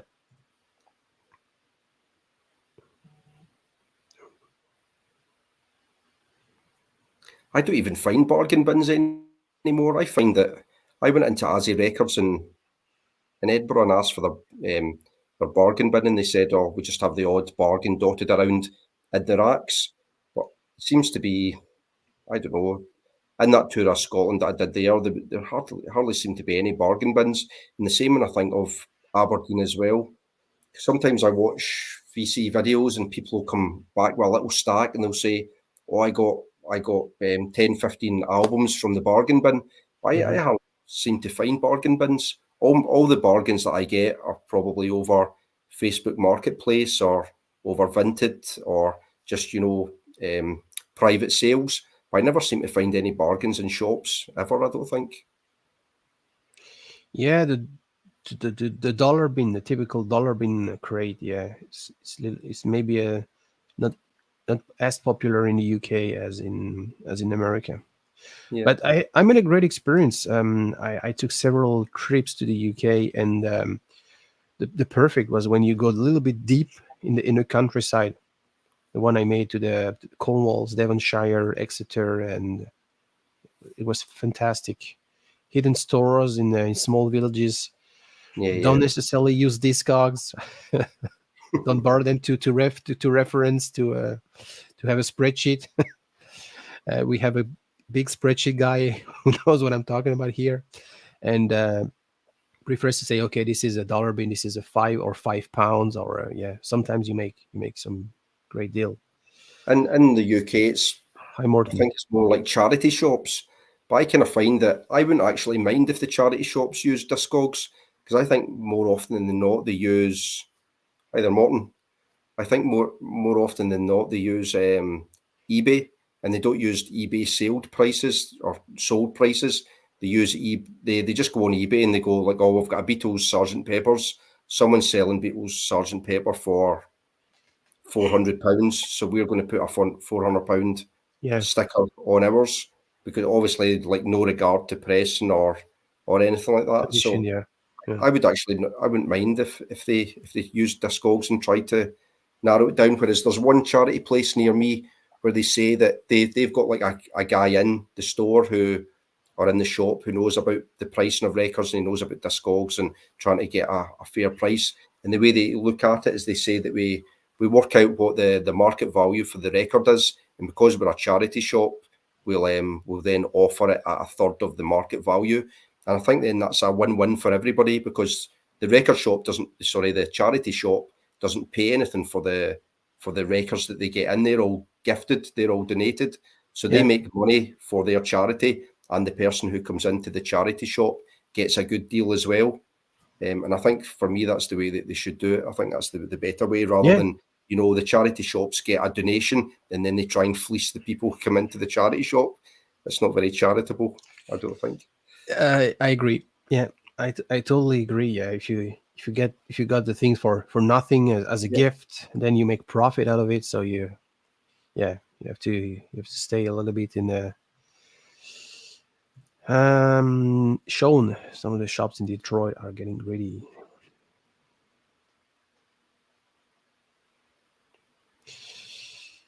Yeah, but they now it's this high speculation about vinyl, and people are ready to pay the price. I remember in the early 2000s, the CD was a big thing, and some guy in the major label say, "Hey, we still do vinyl because in France back in the day we had two major artists, so and people were crazy about these artists, like buying everything, every single item collectible, book, whatever. Say, okay, so we still make vinyl, so people will buy it anyway, not necessarily listen to the record, but they will buy it. So it's a weird mindset. And here in Montreal, in the already also in the early 2000s, they were the store specialized in the bootlegs. Oh, yeah. And I had a discussion with the previous, now that the store doesn't exist anymore, the guy works for Sunrise, another company, and he said, yeah, remember, people were crazy about bootlegs. It's a rare stuff I need to own. And they were not especially people like crazy about music like you and I. They were people they could have spent the same amount of money in a casino, or because they had some compulsive problems.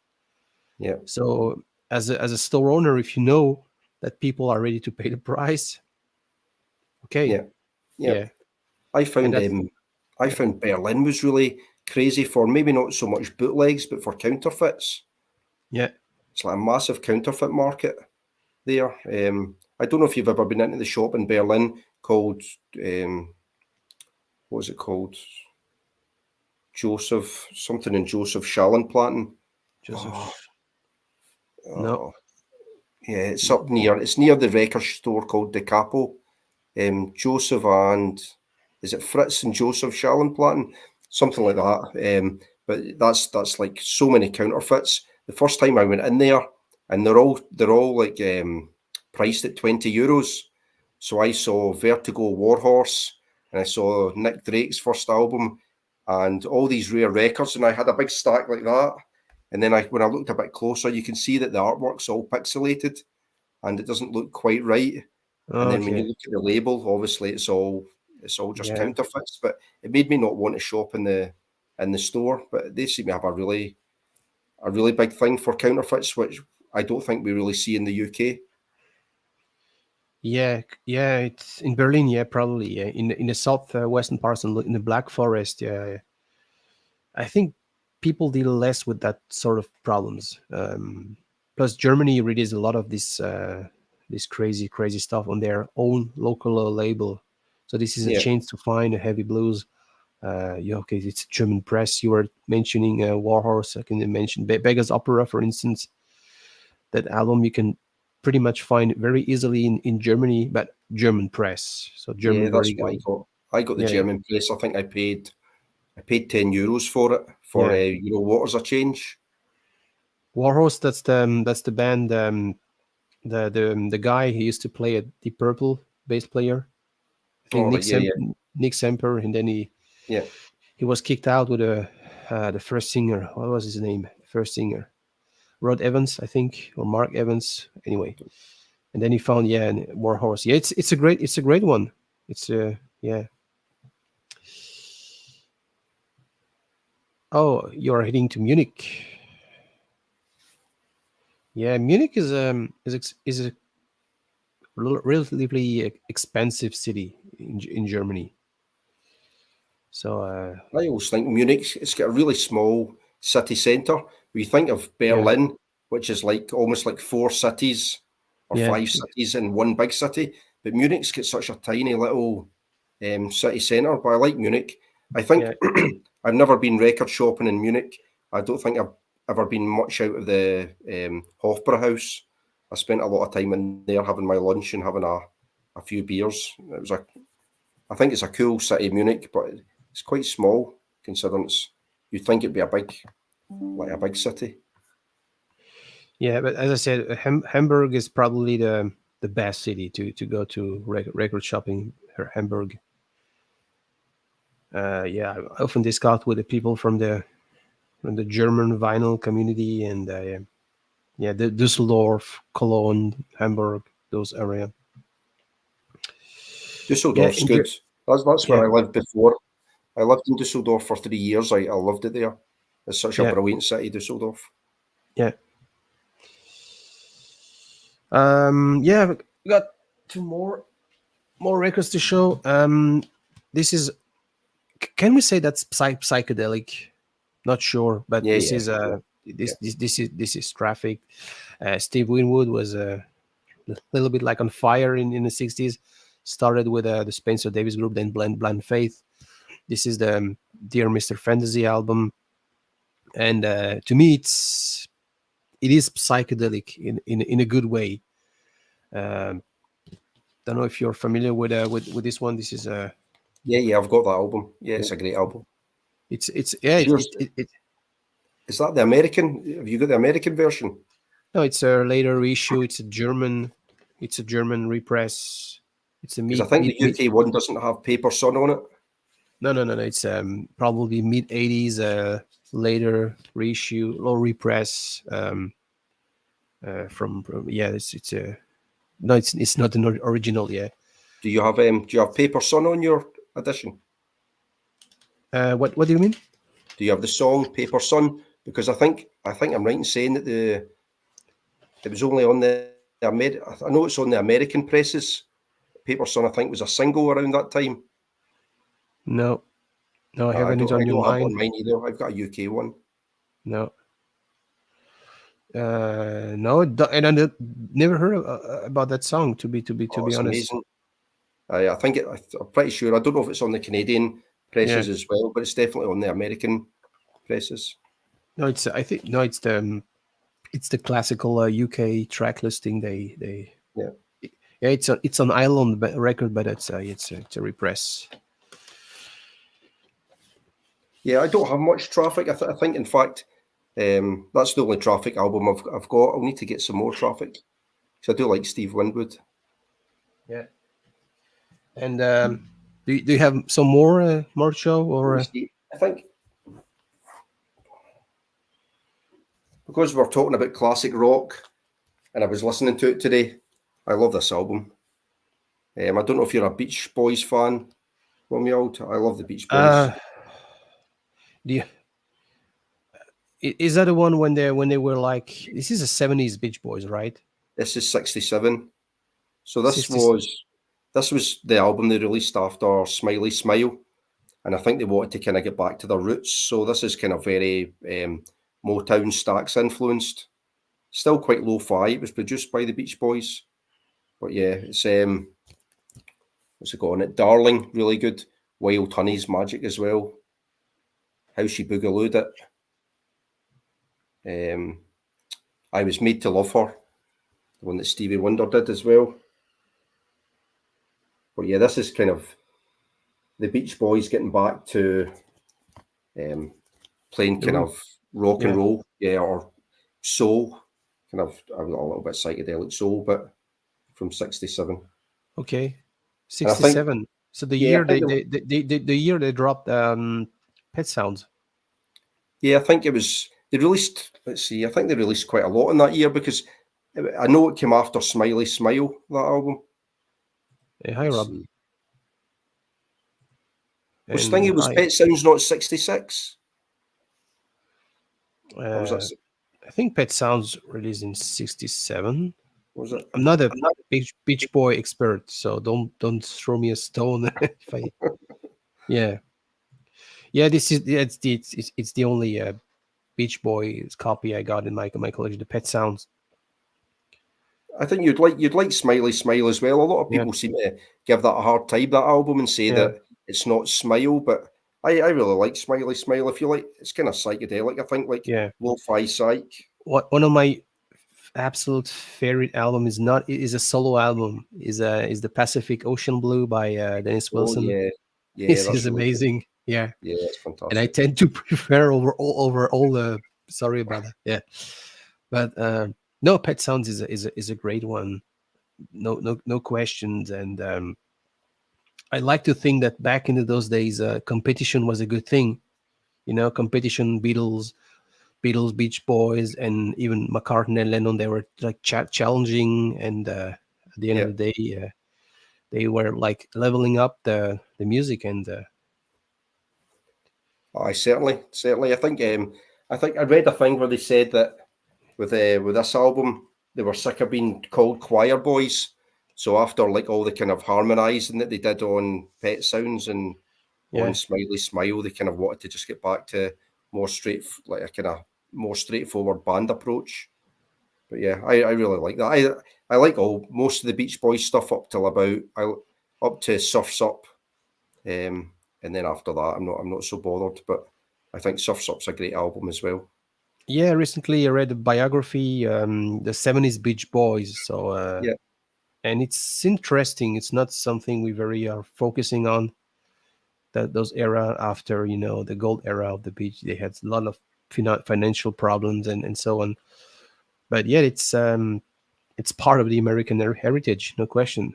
oh yeah, yeah. I Yeah, always think that they seem like the Beach Boys always seem like a band that were kind of out of their time. I know that they had that early period where it was all about girls and surfing and yeah, partying, and they yeah, were like the band of the moment.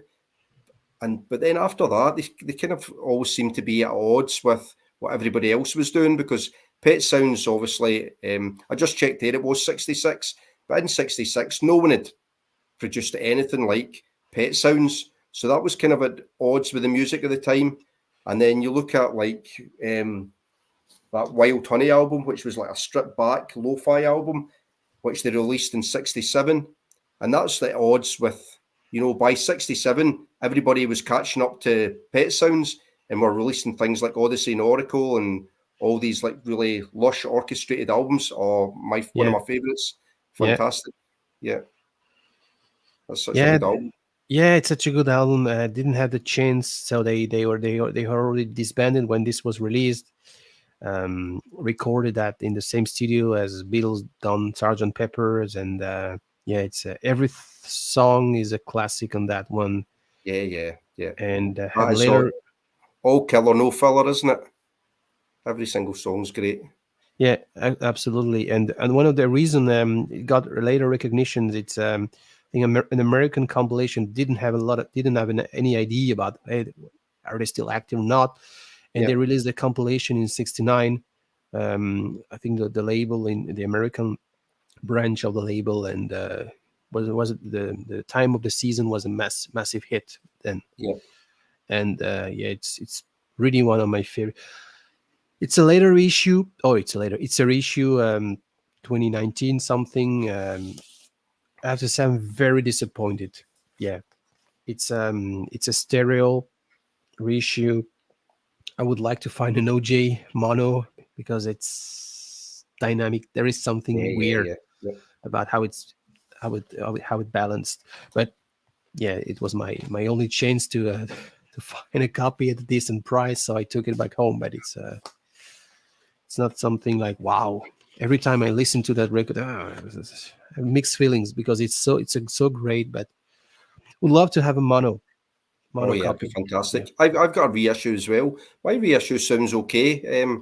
I think I got it off Amazon. I'm not sure. I think it might even be a bit later, maybe 2019 or 2020 or something like that. But Yeah. it sounds okay. Have you got any other Zombies albums? No. She's not there. It's on the previous one they made. No, actually, no. It's really hard to get a hold of these copies in Yeah, record shops, and even though I was lucky, I could travel a lot of UK, Germany back then. But no, it's and when you probably have seen on the wall for £300 or dollars or something, and then I I've will. got this one. Check Yeah. this one out. Let's see. Um,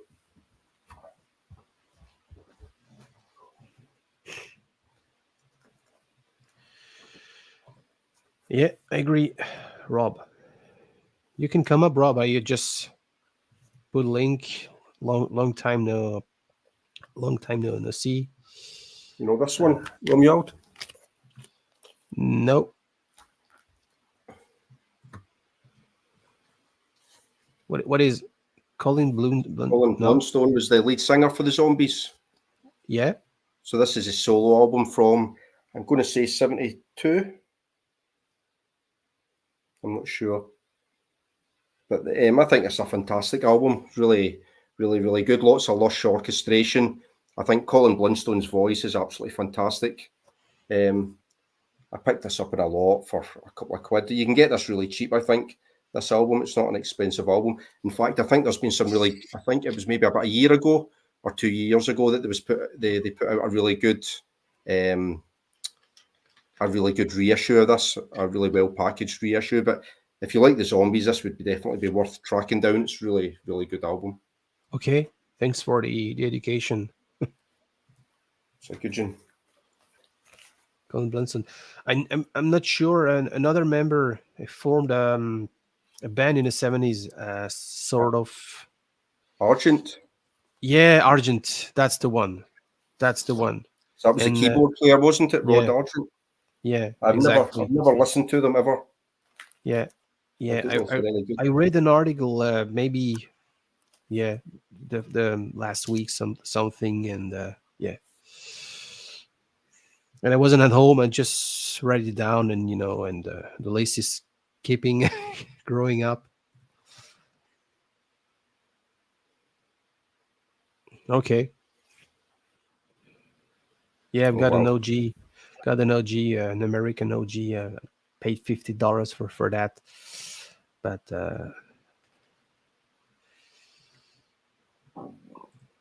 Pardon me. yeah, and yeah. So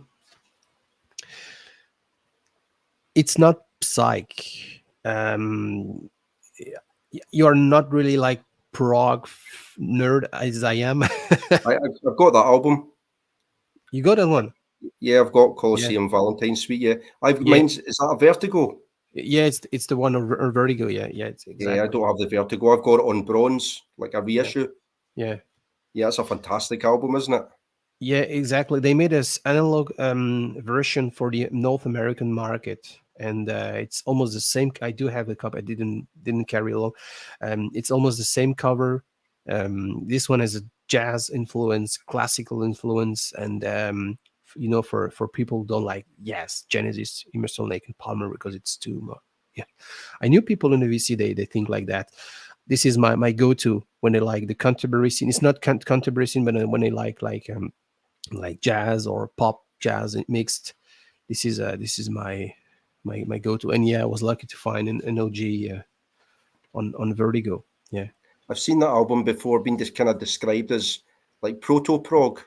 it is. It's almost like in between psychedelic, Exactly. psych and prog. Yeah, this is exactly what I brought this record today. Yeah, because I know you're a psych. You like psych. I like psych music as well. So as I shown today, The funny thing for me is I probably got more prog in my record collection than I do Psych, and the reason being is that when I first got back into collecting records again about 10 years ago, because I sold all my record collection in the early 90s. One record I can recommend if you like Psych, and if you don't like Genesis, like Emerson, Lake and Palmer type of prog, it's the Renaissance. Didn't brought a copy. The first one, the first Renaissance. I've got one Renaissance album, and I think it's from like the mid 80s, and it looks, I think by that point they were terrible. I've never even listened to it, but it looks like really cheesy, kind of mid 80s production, like kind of cheesy, kind of pop folk type music. My favorite is the Scheherazade with Annie Haslam, released in 1975. So Scheherazade and other stories based on the one Rimsky-Korsakov, and this is because I watched David Atkinson's videos. He was mentioning that. So, but I'm talking about the very first one they made in '69, Renaissance, and it's absolutely great. You have folk, you have classical element, experimental jazz, and psych in a way. I didn't browse it, don't know why, but yeah. So do you have another? I've not, but I'll dig one out. Let me see. I'm sure, yeah. Let me see what. Since you brought a Vertigo one out, I'll dig out a Vertigo. Hey, good afternoon, sir. Hey, how are you doing? Not too bad. How about you? I'm good. I have this book here. It's called The Great British Woodstock. And I was lucky enough to go to this festival, and I misspoke. Alex Harvey did not play this. I pulled it out and I go, let me make sure. But a lot of great bands were there, though. Yeah, I can imagine. Yeah. Yeah. T-Rex were actually the headliners. 71. Yeah. Yeah, and then right before them, it was the Faces. You had Mott the Hoople. Yeah. It was a really good. You know, one band that was really good was Barclay James Harvest. Yep. And they played with like a chamber orchestra, and it wasn't a big stage, and they were really good. But I thought I would show a picture here. I don't know if you can see that. Yeah. Oh yeah. That's Maggie Bell and the Stone Crows, is it, or something? Yeah, Maggie Stone Bell, Crows. she was Scottish, I think. Yeah, they were from Scotland. Yeah. Yeah. Aren't you from Scotland? Yeah. That's why I thought I'd show that one. Yeah, I think she was Glasgow, Maggie Bell, because I think her solo stuff was on Swan Song, wasn't it? I think she released her stuff on Zeppelin's label. Yes. I've got this one. I don't know if you've ever heard them. Circulatory System. No. So they're on. I don't know if you're. Oh, let's see. There it is. There. Have you heard of this label? The Elephant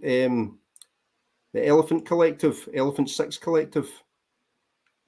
So they were like a group of like neo-psych bands from the early 90s. The big famous one would be Neutral Milk Hotel. And then there was Circulatory System and Apples in Stereo, the Gerbils, the Minders, lots of like really, really good psych from the mid-90s. But Neutral Milk Hotel got all the kind of praise for their album in the Aeroplane Over the Sea. But for me, this is the best one. This is kind of like Revolver era Beatles, the opening track. Listen to the song Yesterday's World. It's absolutely amazing. It's kind of like Tomorrow Never Knows. Absolutely fantastic stuff. But I'm going to do a video on this label because I've got quite a lot of their albums.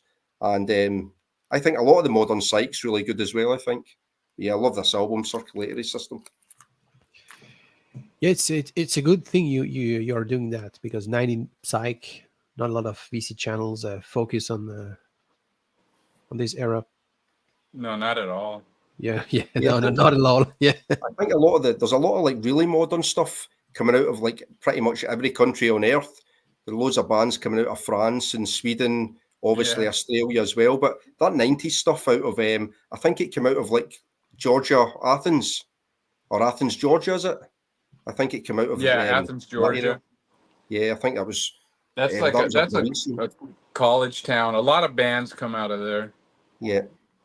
So I got your notification that I haven't watched the video yet. The rap. What was the motivation? A guy I follow, Daryl D. He did the video, Okay. and I thought, you know what, I'm gonna support this guy, and I did it, and I actually I had fun with it, and some videos you kind of like just going through the motions, you feel like, and Yeah. other ones you really kind of have fun, and I had fun with this one, and I liked your rendition of Slide Push It. What's that? I liked your rendition of Slide Push It at the end. It was good. I hear what you're saying though. I found that, like with doing the videos as well, I found that being like new, I found that even after 6 months, there's only so many of these type of videos you can do. And then you want to have fun with a video. And I've liked that with some of them as well, is just having a little bit more of a laugh and just having a bit of a joke, because sometimes it seems a bit too serious, always just gripping the album and chatting away. Yeah, pretty early on, I kind of realized, I want to have, talk about music, but I also want to, have a little fun with it. Don't take it so serious. Yep. No, this is what I like about your channel, because to me you're a bigger channel than a lot of channels, and you're still commenting, supporting smaller channels. I'll be honest. Most of the channels I watch are kind of on the small side.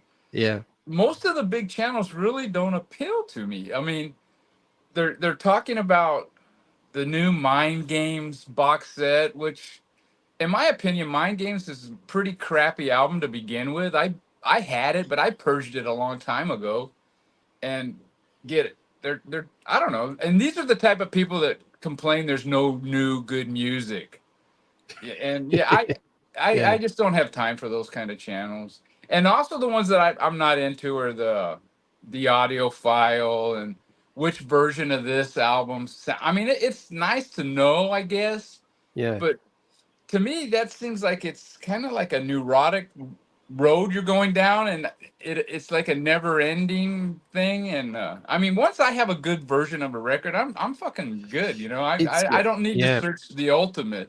It's a good way to start when you start to watch those channels, when you start to build your collection, when you have no freaking idea, you start to watch this, and then you have like a basis. You see Mazzy talking about Beatles, about blah, blah, blah. But then after 6 months, after 1 year of operation, then it's okay, it's done.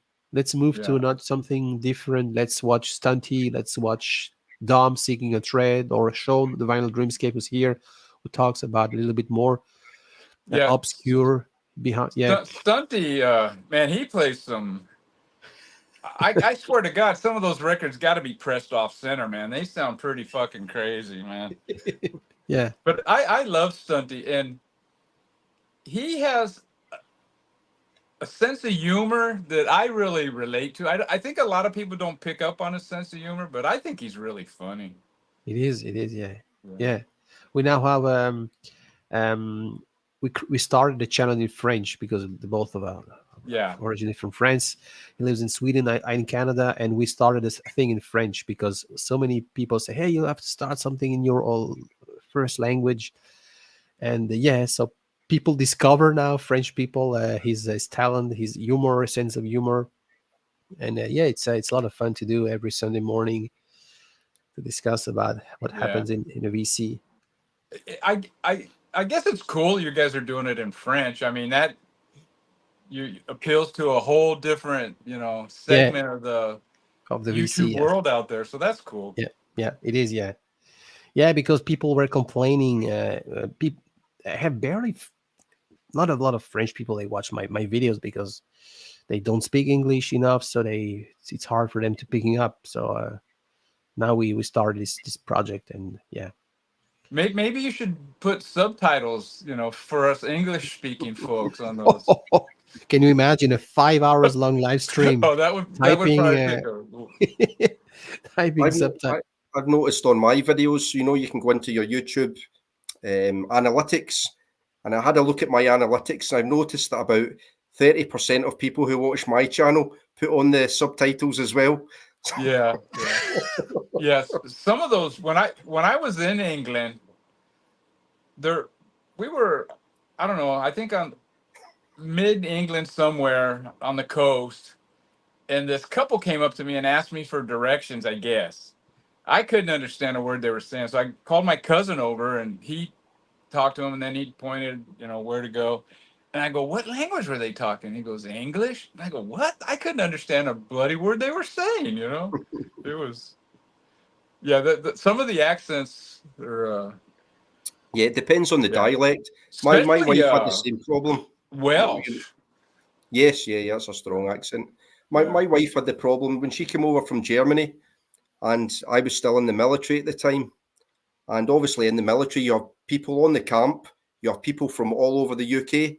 So it was really difficult for her being German, because she tuned her ear into my Scottish accent, but then she had to listen to the Geordie accent, the Welsh accent, the London accent, and generally speaking, the further south, it was easier for her to understand.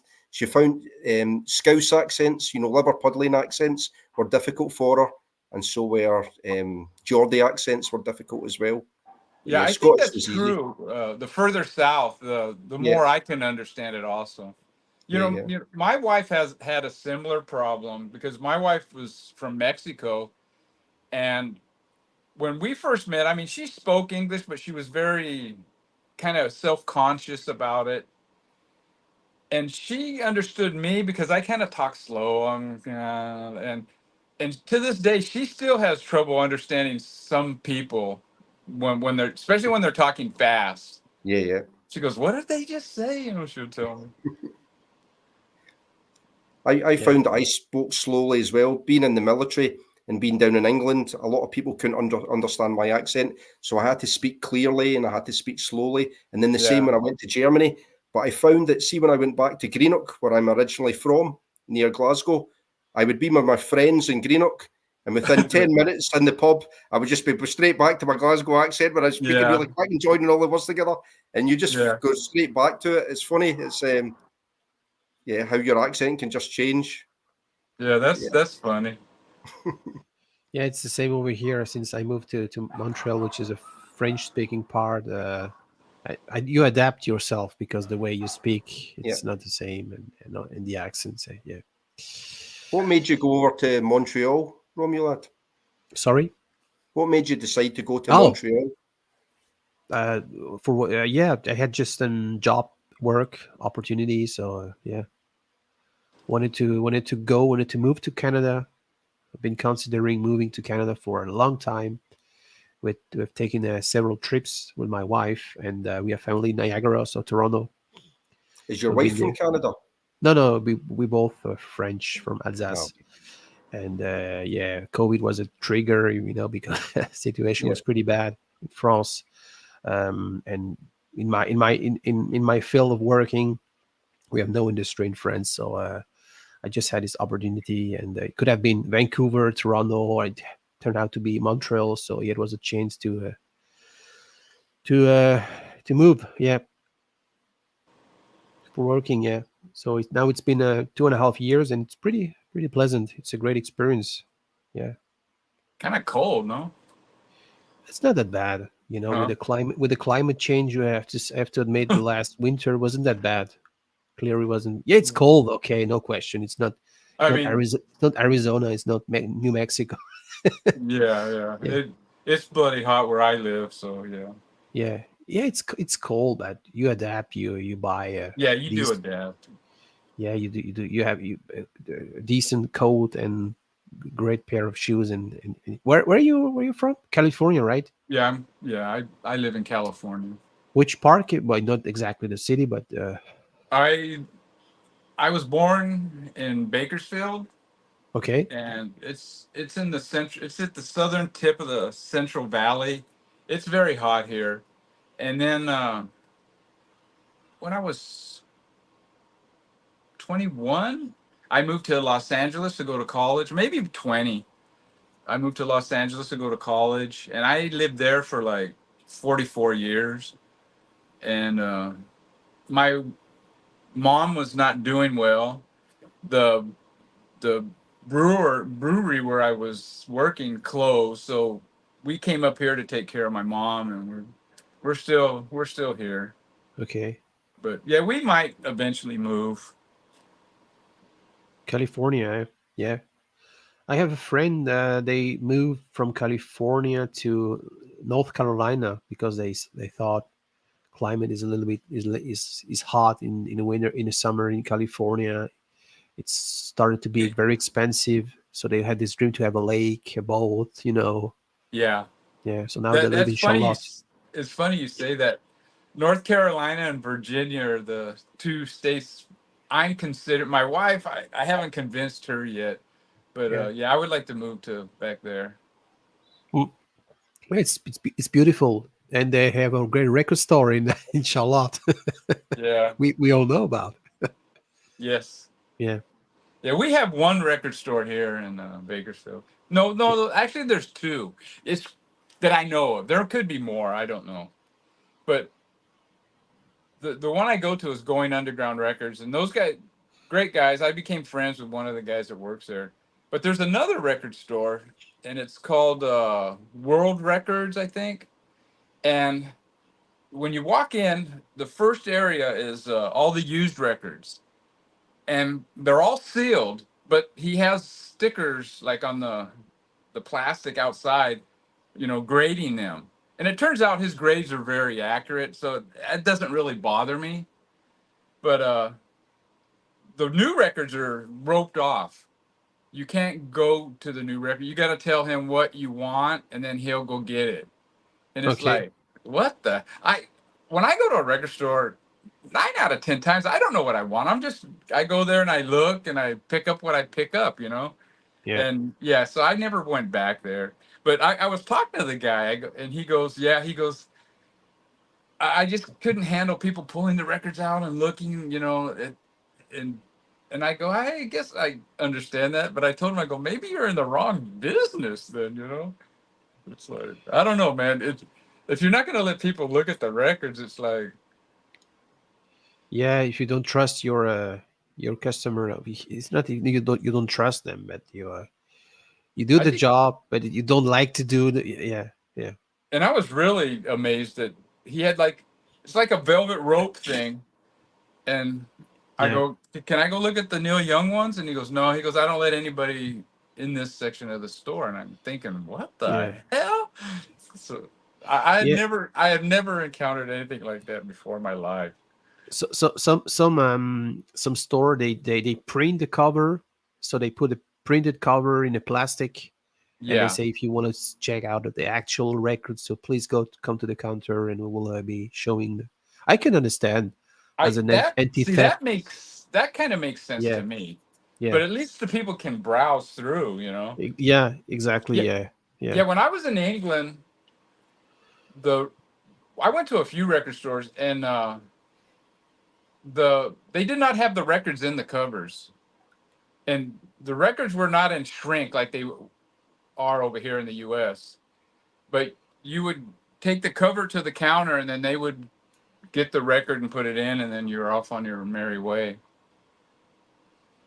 How many times have you been in have you been to England, right? So Yeah, where? just the once when I was 15. Okay. So Yeah, a school trip, I guess. no. No. Most of my relatives are all my relatives are from England, but a lot Okay. of my cousins and all that are there.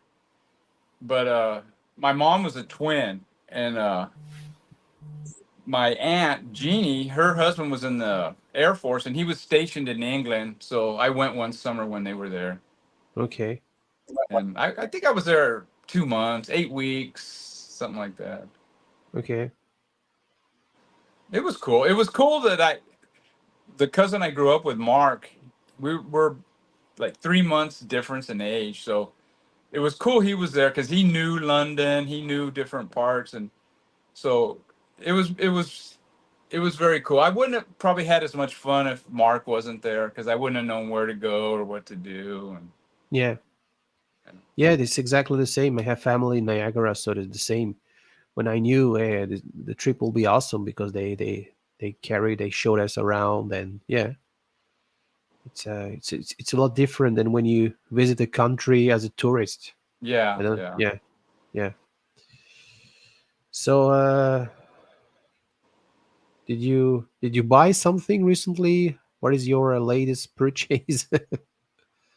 Yeah, I did, but you're gonna have to watch my Vinyl Finds I video will. from last I week. will.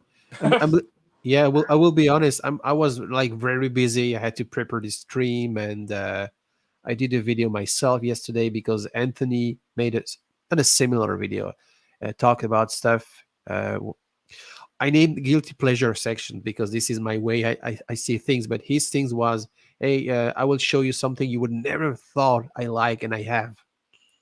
And Yeah. a couple of other people like Mark Norris, and the guy from Norway, Morten Astad, jumped on that thread, and I say, okay, I will support the guys. I will. Yeah, I have Yeah. some of those kind of records, but I think by now people I'm not gonna surprise people with what I have. Yeah, yes. But how many records overall do you have? I've never counted them, Yeah. but I would say it's maybe 1,600, something like that. Okay, it's pretty decent. Yeah. Yeah, but I'm trimming it down. I'm getting, especially if we're gonna move. I don't want to move all these records again. And Bel- what I've been doing is I'm slowly entering stuff into Discogs, Yeah. and I'm playing the record. If I tell myself, I'm not a youngster anymore. I tell myself, I haven't listened to this in 30 years. Am I going to want to listen to this in the next year or so? And if the answer is no, I'm going to purge it. I'm getting rid of it. Yeah. So, Yeah. I had the same mindset when I moved the collection from France to Canada. I thought, okay, brought the yeah. entire vinyl part section. So all the vinyl records, I put in a box, and but I had the CDs I bought when I was 14 years old, and some of them I'd say, okay, I'm over it. It's not this type of music I'm into right now. So yeah, I had to make some choice, make some decision. So when you moved across the Atlantic, Yep.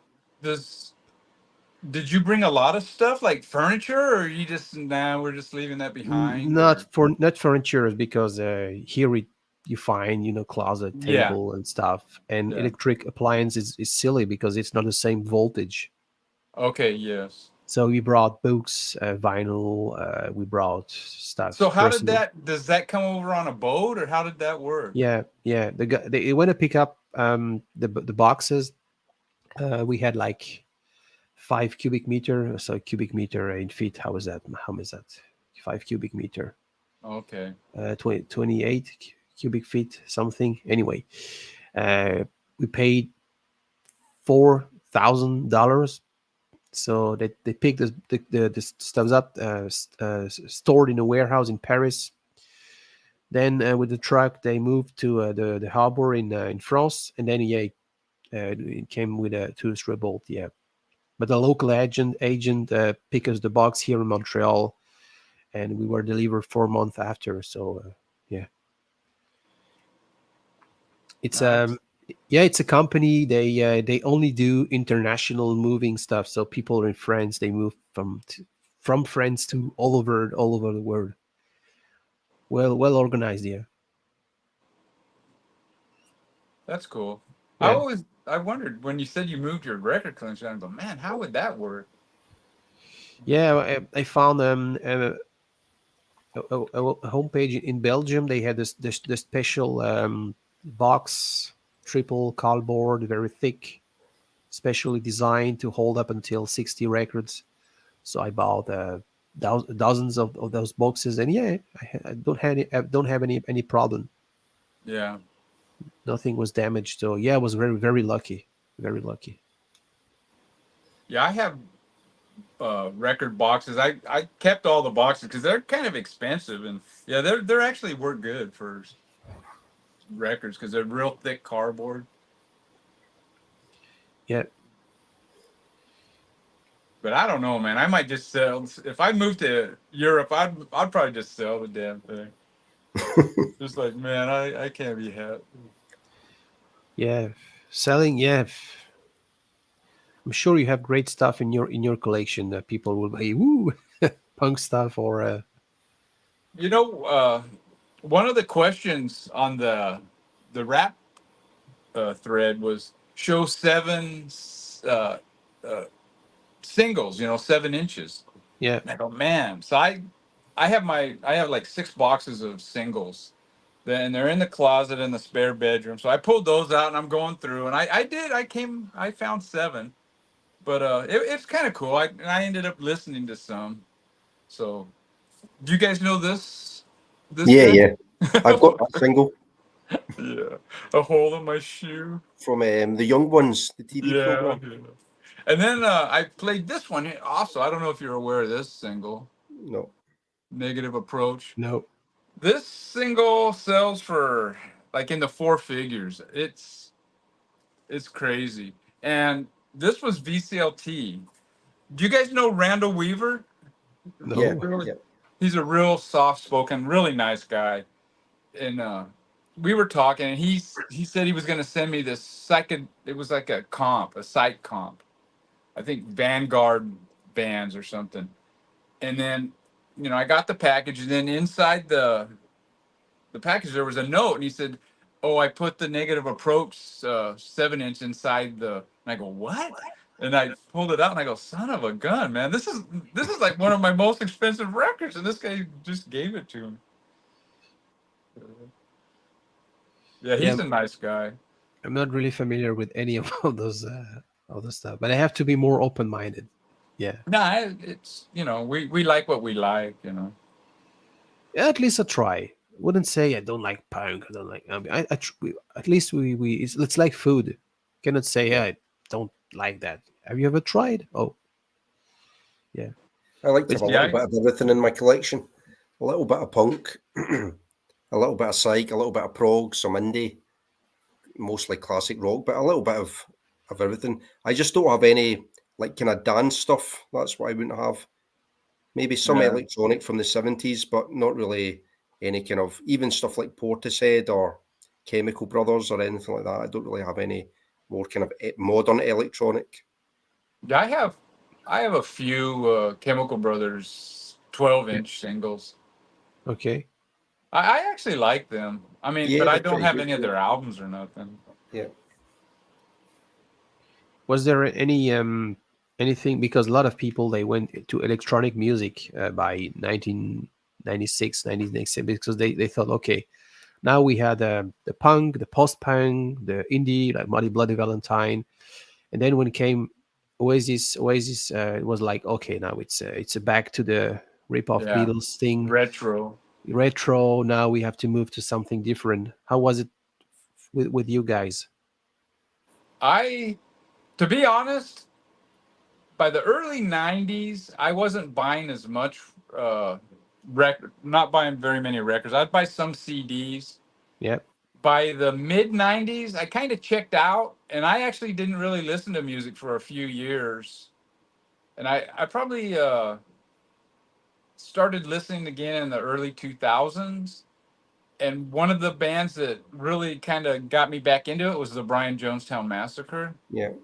Yeah. And I remember reading like the LA Times. They used to have a calendar section in the Sunday paper, and it was like a magazine, and it would show all these gigs, and I would always see the Brian Jonestown Massacre, and I always thought to myself, man, that's a pretty clever name. But man, now I kick myself for not going to check them out. I saw a band that had taken the Brian Jonestown Massacre's name and twisted it around to create another name, and they were called the Texas. Oh, sorry, let me get this right. The Tesco, Tesco is like a chain store in the UK. They were called the Tesco Chain Store Mascara. That's pretty funny. That's a good name. I saw the Brian Jonestown Massacre in Cologne with maybe about 25 people in the gig. There was like no one in there, and Anton Newcombe was standing on stage, and right through the whole gig, he had a straight bottle of vodka, he was just drinking straight from the bottle, tanning a bottle of vodka while he played. And I don't think he put a note out of place. He was absolutely brilliant. But it was cool to see them in a small venue, the Brian Jonestown Massacre. I think that was after that. I think that would have been round about their experimental period where they were putting out what was it called? Like the 20 teens or something like that? Yes, yeah. What was the one? My Bloody Underground. Yeah. Round about that kind of time, which I didn't like that period as much. I preferred like Strung Out in Heaven and all that period was brilliant. The kind of mid 90s. Take it from the Man's a brilliant album. I love that as well. Yeah, I mean, looking back on it now, I think they're one of the best bands out of the 90s. Yeah, definitely. Yeah, I would agree. You heard they kind of blew up in touring Australia. I think it was last year. Did you hear about that? Yeah, they all fallen out again? Broke out into a fist fight on stage. Yeah. Oh, I did see that. I did see that. But then that's nothing new for them, is it? They're used to it happened in LA too before. Yeah. I like the guy Matt Hollywood. Yes. I like his period. I think they were best when Matt Hollywood was in the band. Yes. They were really good then. They're fabulous. Yeah. But then, you know what you were saying about, Oasis and them kind of mining this kind of retro sound? For me, they were just the band that hit it big with that sound, because all through since the Beatles, there's been bands like that all the time. Like my friend's band toured, did a co-headline tour with Oasis. So my mate's band was called Whiteout, and they were signed to Silvertone Records. They signed to Silvertone because they were all big Stone Roses fans, and the Stone Roses were on Silvertone. But when Oasis made it big, the two big bands coming out of the UK were Whiteout and Oasis, and they went on a co-headline tour, and Oasis went into the stratosphere, and Whiteout became big in Japan, and they disappeared. But Whiteout were mining that whole kind of Badfinger, ELO, Beatles sound, the same as Oasis were. I think that they were Whiteout's first album, I think, is as good as Oasis's first album. It's the guitar player, Eric Lindsay, is much better on guitar than Noel Gallagher was. So I think there's always been great bands that have kind of mined the past. If you look at bands like Dukes of Stratosphere and all that kind of thing, there's been loads. Yeah. Hi, Royce. We have two people guys, from how we doing? California. Hi, Royce. Nice to see you here. Hey, thank you. Good to be here. Do you know Ritchie? Do you know Royce? He has got a great show on Sunday evening. Boy, yeah, I'm subscribed to this guy. That's cool. Yeah. Well, thank you, guys. There's something wrong with the voice here.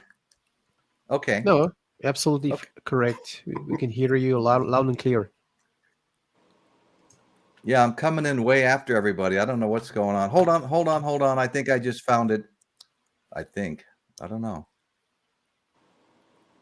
He found it.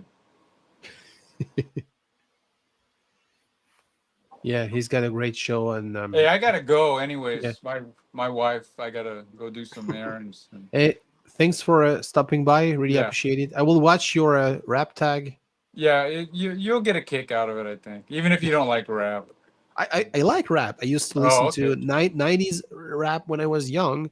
Okay. Old school Eric B. and Rakim stuff. Yeah. No, it's not something I'm really right now into, but I have some reference. Yeah, I mean, I have some, but I had enough to do the threads or the tag. So, anyways, take care, you guys. Thank you, Ritchie. Take care. Bye-bye. All right, man. Bye-bye.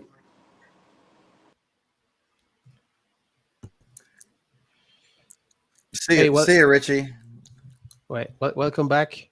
Well, thank you. That's better. I noticed my wife's phone was sitting here charging, and it was on, so that must have been screwing me up.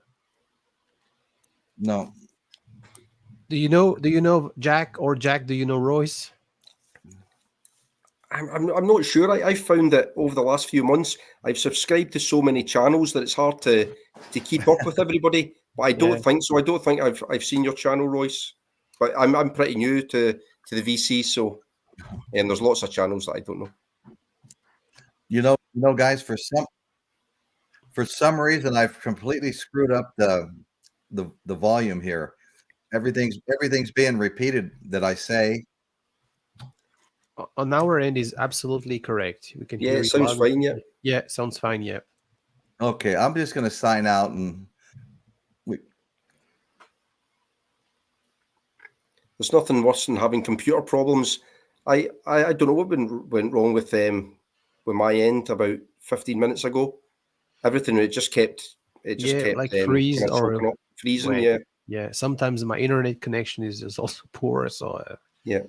Happens Well, I've a lot actually switched to another computer. This is a bit more powerful computer, so I'll maybe use this one in future. I just upgraded my computer, and whenever I do live streams, I don't use the Wi-Fi connection. I plug a good old cable to be sure. I Ethernet think I'll cable. do that in future because that's what was coming up. It was saying your stream will work better if you use a cable an Ethernet cable.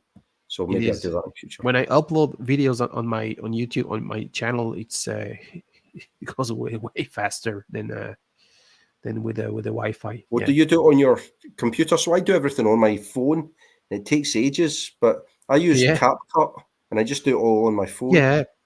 I recently upgrade my computer. So and a good friend of mine who helped me with the channel, he convinced me to use the DaVinci Resolve program. Okay. Try it one last time. I had YouTube running also, so I think the problem is finally solved. How is everybody? Yeah, good, and you? Good. Just thought I'd pop in for a couple of minutes. You're probably getting ready to go.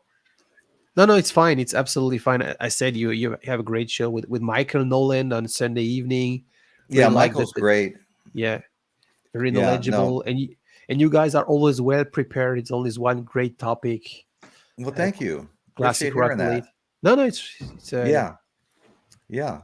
So Jack, how long have you been doing shows? I just started in January. Oh, did you? Wow. Yeah, just on the vinyl tag in January. That was my. So let me ask you: is that Australian? I hear. No, Scottish. Oh, Scottish. I'm sorry. Yeah, that's okay. Whereabouts are you from, Royce? Where am I from? Yeah. Well, I live here on the Central California coast. Oh, wow. But I actually grew up in Las Vegas, Nevada. But I moved here when I was 18 years old, Yep. Getting in too much trouble back there. Had to leave. Yeah, with the sun or with the casino. Oh well, no, just normal late 60s, early 70s stuff, Okay, yeah. Partying, I've been to Vegas. I liked Vegas. I was there for a while.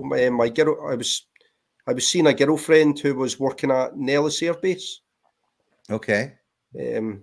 While she was at Nellis Air Base. Nellis Air Force Base. Yeah, I was out there many times. Yeah. So I stayed in Vegas for 10 days. She was there on exercise for maybe a month and a half. And I went out for 10 days and had 10 days in Vegas. But I found 10 days doing the touristy stuff in Vegas was quite a lot. Yeah. 10 days is a lot. Probably 4 days would have been better. Especially if you like to gamble. 3 days is a lot. 2 days is a lot. Well, when I was a kid, we were actually in Henderson, Nevada, just outside of Las Vegas, but everybody worked in Vegas.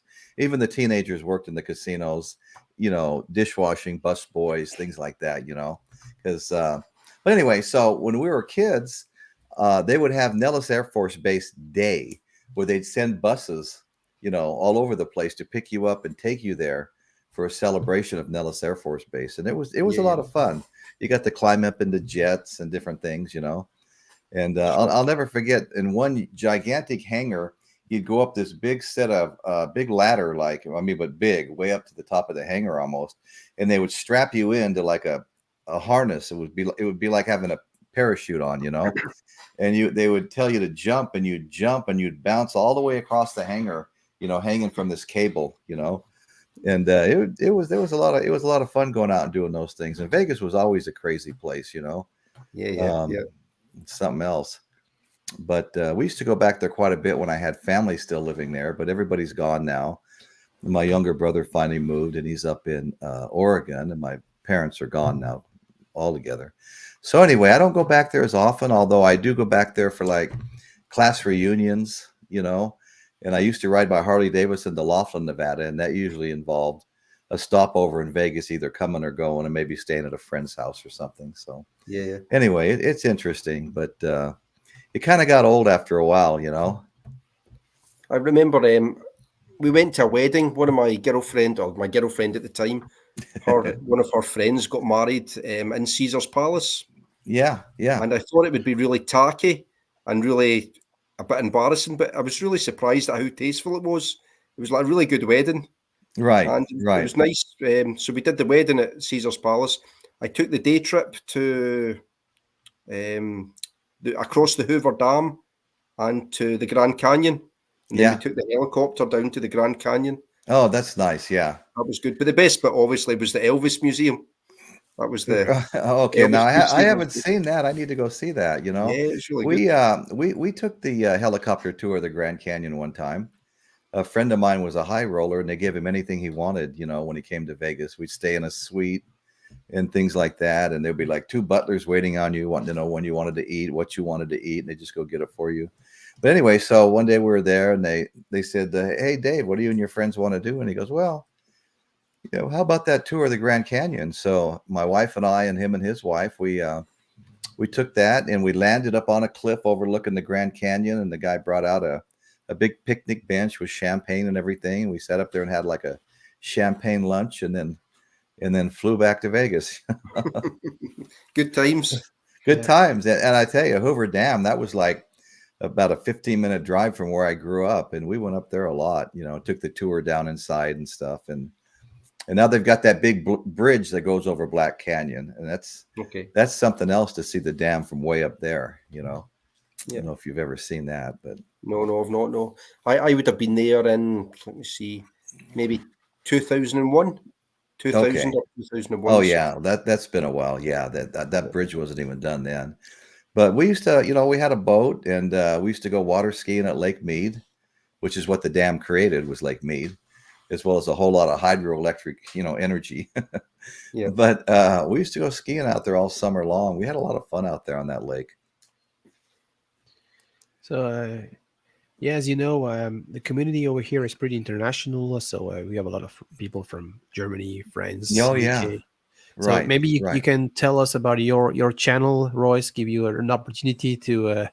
Oh, well, thank you. Yeah, you know, Yeah. I have my YouTube channel, Royce in the House. Every Sunday we do a live show, and it's always music based. We talk about, you know, different things, different groups, Led Zeppelin, Black Sabbath, you name it. Last week we discussed who is the first super group of all time. But also, in addition to the live podcast on Sunday, which can go anywhere from an hour to close to 2 hours, I've cut it way down from the 3. That was just way too much. I tried to keep it down to an hour, but it never seems to work out. Every time I'm getting ready to close, a couple of people pop on that, right? And I just have to just keep going for a while, you know. But I do these short shows too on another playlist called Up Close and Personal. I'm getting ready to change it to Rock and Roll Chronicles, because all I do is tell a story, just strictly, you know, me on my own. It still has a live chat. I just did my most recent story I did a day and a half ago, and it was, you know, Frank Zappa meeting John Lennon and Yoko Ono. A reporter brought them over to his house and introduced them, and, you know, it's the whole story. But they got along pretty well. So Frank was getting ready to do, you know, his final concert at the Fillmore East in New York. And he told John and Yoko, "Hey, when my set is done, I'm going to invite you guys on stage and we'll all jam together." And so that's exactly what happened. Frank finished his set. Everybody was screaming, you know, "Encore, encore." And all of a sudden, here comes John Lennon and Yoko Ono walking up on stage, which kind of blew everybody's mind. And so they jammed together and did 4 songs. And the downside is one of the songs they did was a song that already released. Frank Zappa had already released on one of his albums 2 years earlier, and but they made an agreement that they both use the tapes if they wanted to add something on one of their coming up albums. But John and Yoko came out with their next album, and Frank Zappa's song King Kong they had renamed to Jamrag, which is slang, British slang for, you know, feminine napkin or Kotex, you know. And so they renamed his song King Kong that and took writing credits for it, which kind of pissed Frank Zappa off.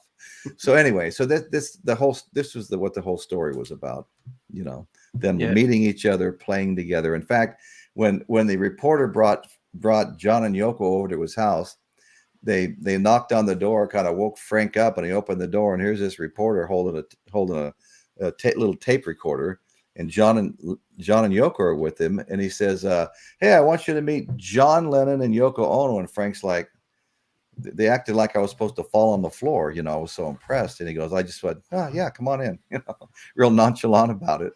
And so it was a fun one, you know. And in a day and a half, I've gotten, you know, I think, let's see.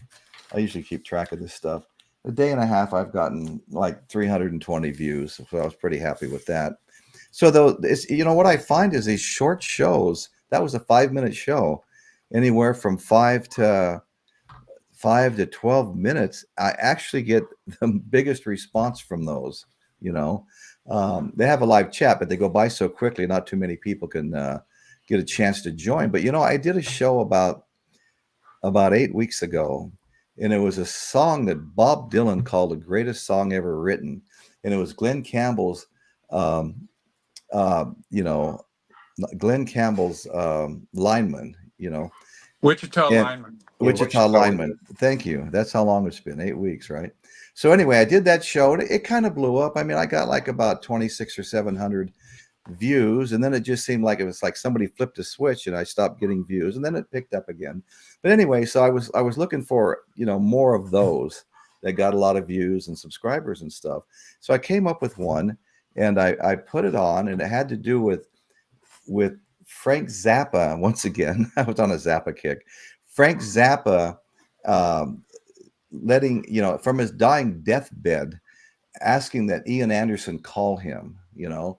And that show, it was a fun show to do. I think it was only 7 minutes long, but it blew the hell up. And I have like over 65,000 views. It brought me like 340 subscribers. Wow. and paid me over $100 in ads that were ran on that show. You know. Yeah, I watched that one. Did you? Yes. What did you think? It was good, yeah. No, well, thank you. I appreciate that. I mean, and I have a lot of respect for you, Vinyl Ritchie. The heading of the video, it was like, huh? It was like a head scratcher. Are you kidding me? Yeah, well, sometimes that helps. Yeah. But anyway, that was a fun one to do. So I've been throwing those. You know, you can never figure out the algorithm, honestly. Sometimes I imagine it's a big spinning wheel, but turns sideways, so you're looking at a small, narrow part of it. And in one place while it's spinning, there's a hole, and you shoot a show out there, and most of them bounce off. Every once in a while, one goes through the hole, and it just blows up. But I could be wrong.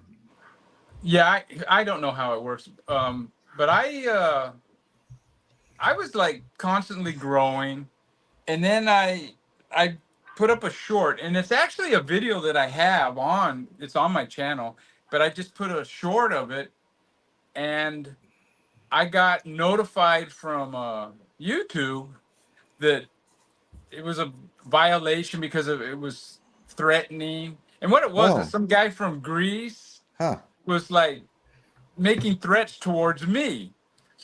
And you're kidding me. No, and so I mean, I put this video up a long time ago, and it was no problem. But then the short, YouTube went after me, and they said that they would no longer, you know how like if you're on the screen, you have the recommended.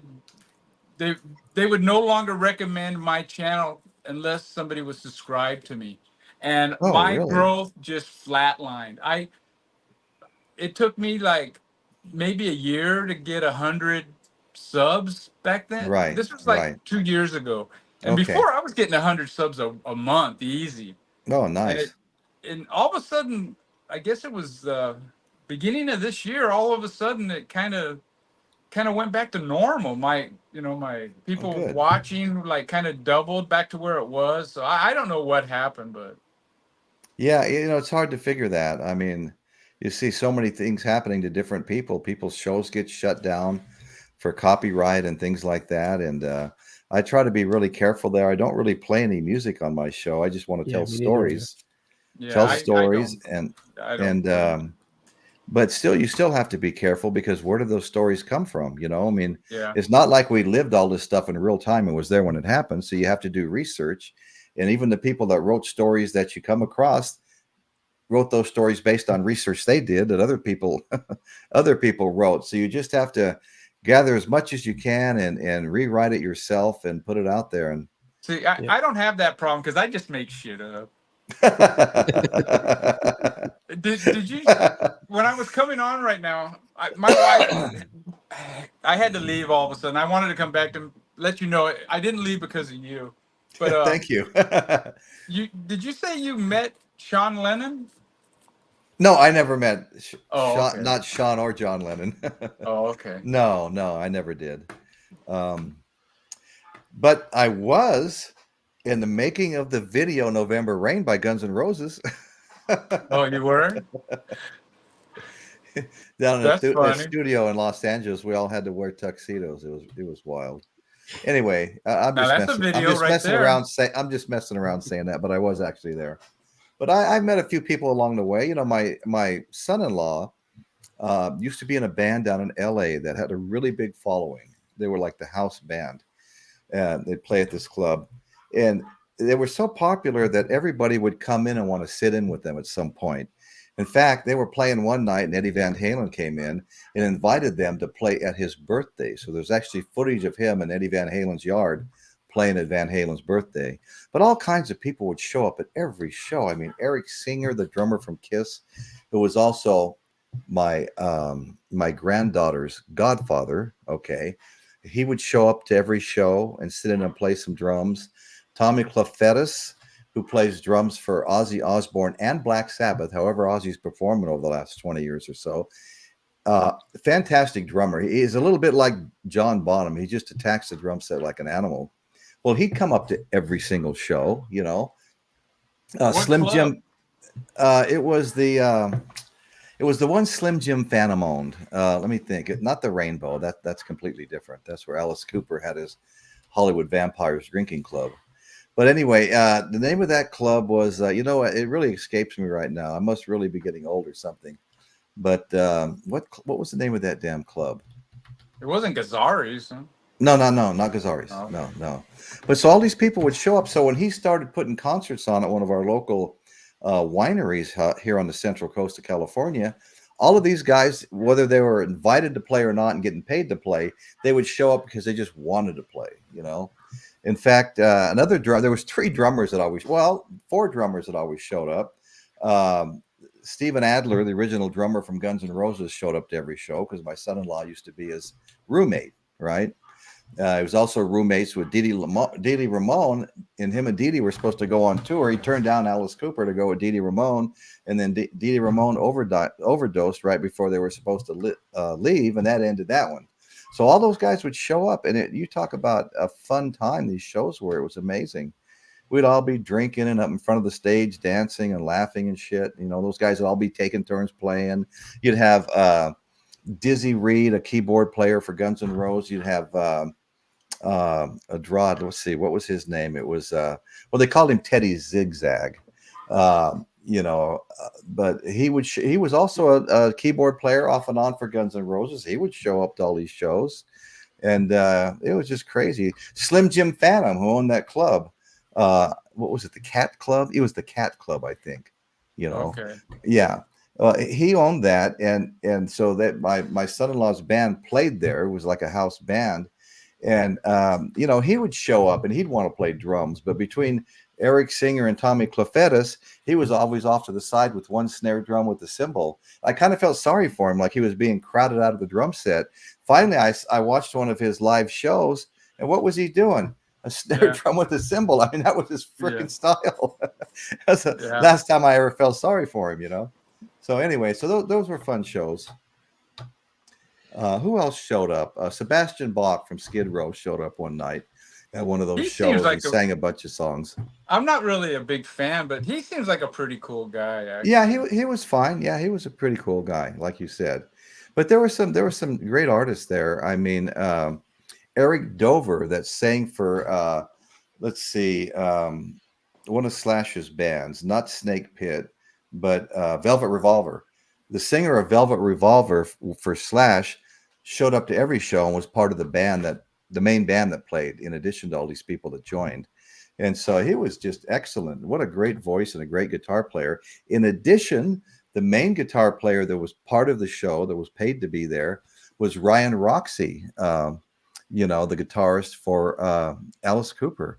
And I'll tell you something, Ryan Roxy is way underrated. I mean, this guy, every time I see him, he's even more fluid, and he was fluid the last time I saw him. I saw Alice Cooper about 2 years ago right here at the Vina Robles Amphitheater. I purposely bought tickets on the side where Ryan was standing and playing. And man, that guy is just great. So you talk about a star-studded lineup here at a little tiny venue at a tiny winery. I mean, it was great.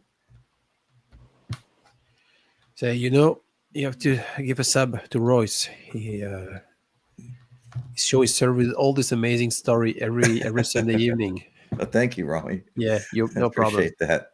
Yeah, we've been growing. Like I said, I thought I was never going to hit my first 1,000 subscribers. It was like, oh my God, what's going on here? It's like I see these people passing me by, and I finally now I'm at like 1.55, you know, and that last 0.55 all happened in about 90 days. So yeah, that was a pretty good feeling to see something there, you know. And how did you how you and Michael Nolan did you guys meet? Well, you know, we do the Michael calls my show his home away from home, like his sister show, he calls it sometimes. And he does encourage his people, but they're pretty damn loyal Michael Nolan fans. They don't seem to stray too much from that. But I've gotten subscribers from Michael for sure, and I really appreciate that. And I really appreciate him being on because he's a lot of fun and we have fun together. But like I was saying, that one show I did about Frank Zappa and Ian Anderson, that really, you know, like I said, that one show I got over 300 subscribers. And I'm still getting a couple of hundred views a week from that show. Yeah. So that was a big boost. So I just keep throwing stuff out there. We do our live podcast on Sunday night. We have a lot of fun. That has a live chat. And we always try to get chat participation, whatever we're doing.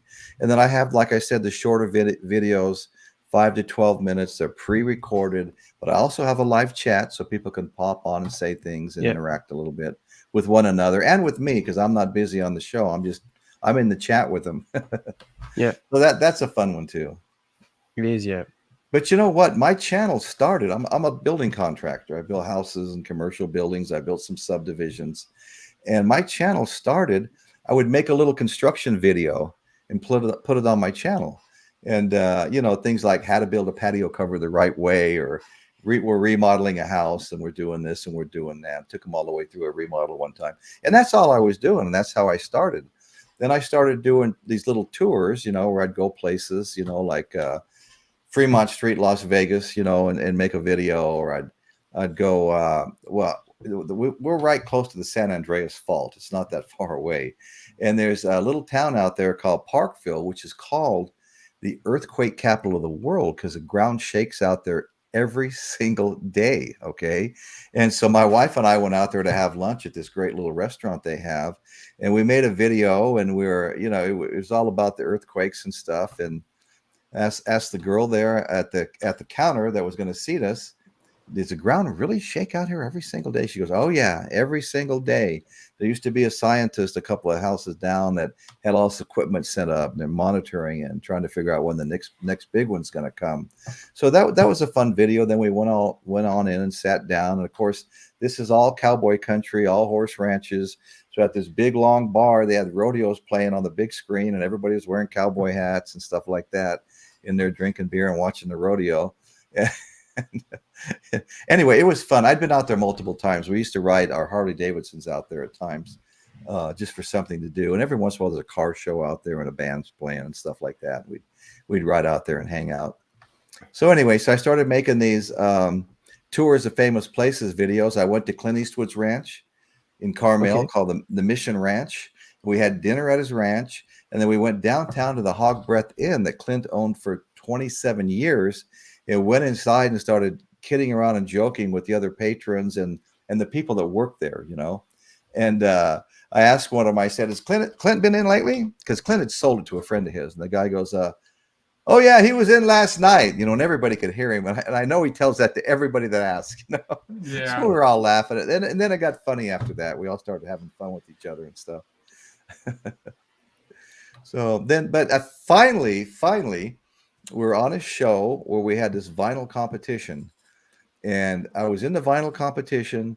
I got carried away. I'm wearing my Godfather t-shirt, but I told a story about my New York relatives and mafia stuff and all this. And the story it was supposed to be like a 3 or 5 minute story. I was about 20 minutes in, and I actually lost the competition. And the guy that won is a friend of mine. He's always in my chat, Jeff Davidson. Very knowledgeable when it comes to music. He won the competition, and whoever wins the competition got to choose an album that was being given to us by Spinner's Record, I think, in Tennessee. And it was kind of interesting that they had something set up in the chat where somebody counted all the votes. So anyway, so Jeff says to me, well, Royce, what album do you want? I said, what are you talking about? You won. You know, he goes, I've won before. I don't want it. I want you to have it. I go, no, I don't want it. I lost. You won. You pick your damn album. He goes, no, you pick an album. I want you to have it. So I picked an album. Only time I ever won that competition, or at least won the album, I should say. You know, but the reason I really lost, now that I think about it, I had, you know, I've got a little collection of Guns N' Roses vinyl, and I had, I think it was Use Your Illusions 2. And my daughter that lives with us had Use Your Illusions 1. So when I went to pull out the album after telling my story about being in the video and how every time the camera panned over, I'd jump on my seat and start playing air guitar, only because totally out of character. I'm usually pretty shy, but my kids loved Guns N' Roses and would make videos of themselves doing Patience dressed up like Axl Rose. I wanted them to see me in the video, so I kept jumping on my chair playing air guitar. And of course, that wound up on the cutting room floor. I mean, who's this freaking idiot? We're not going to put him in the film. So, right. So when I got through telling my story about being down there, now it was time to pull out Use Your Illusions 2. Well, my daughter's album, Use Your Illusions 1, was always sitting on her dresser in her bedroom, but she decided to put it in there with my albums. So I pulled it out, and it was the wrong album. You know? and Ed Stasium, who was the drummer for Frank Zappa, and they called him the Vault Master because Frank Zappa could write an album a week. It's a huge vault full of tapes. In fact, they recently released one, and Stasium was not Stasium. I'm sorry. Ed Stasium was the producer of the Ramones and so many other bands that used to be on the show. It was another guy that was on the show. He was the vault master for Frank Zappa. Anyway, he goes, no, disqualified. That's the wrong album. And I was like, fuck, what the hell happened here? Where did this come from? Anyway, I'm done. Who else wants to talk?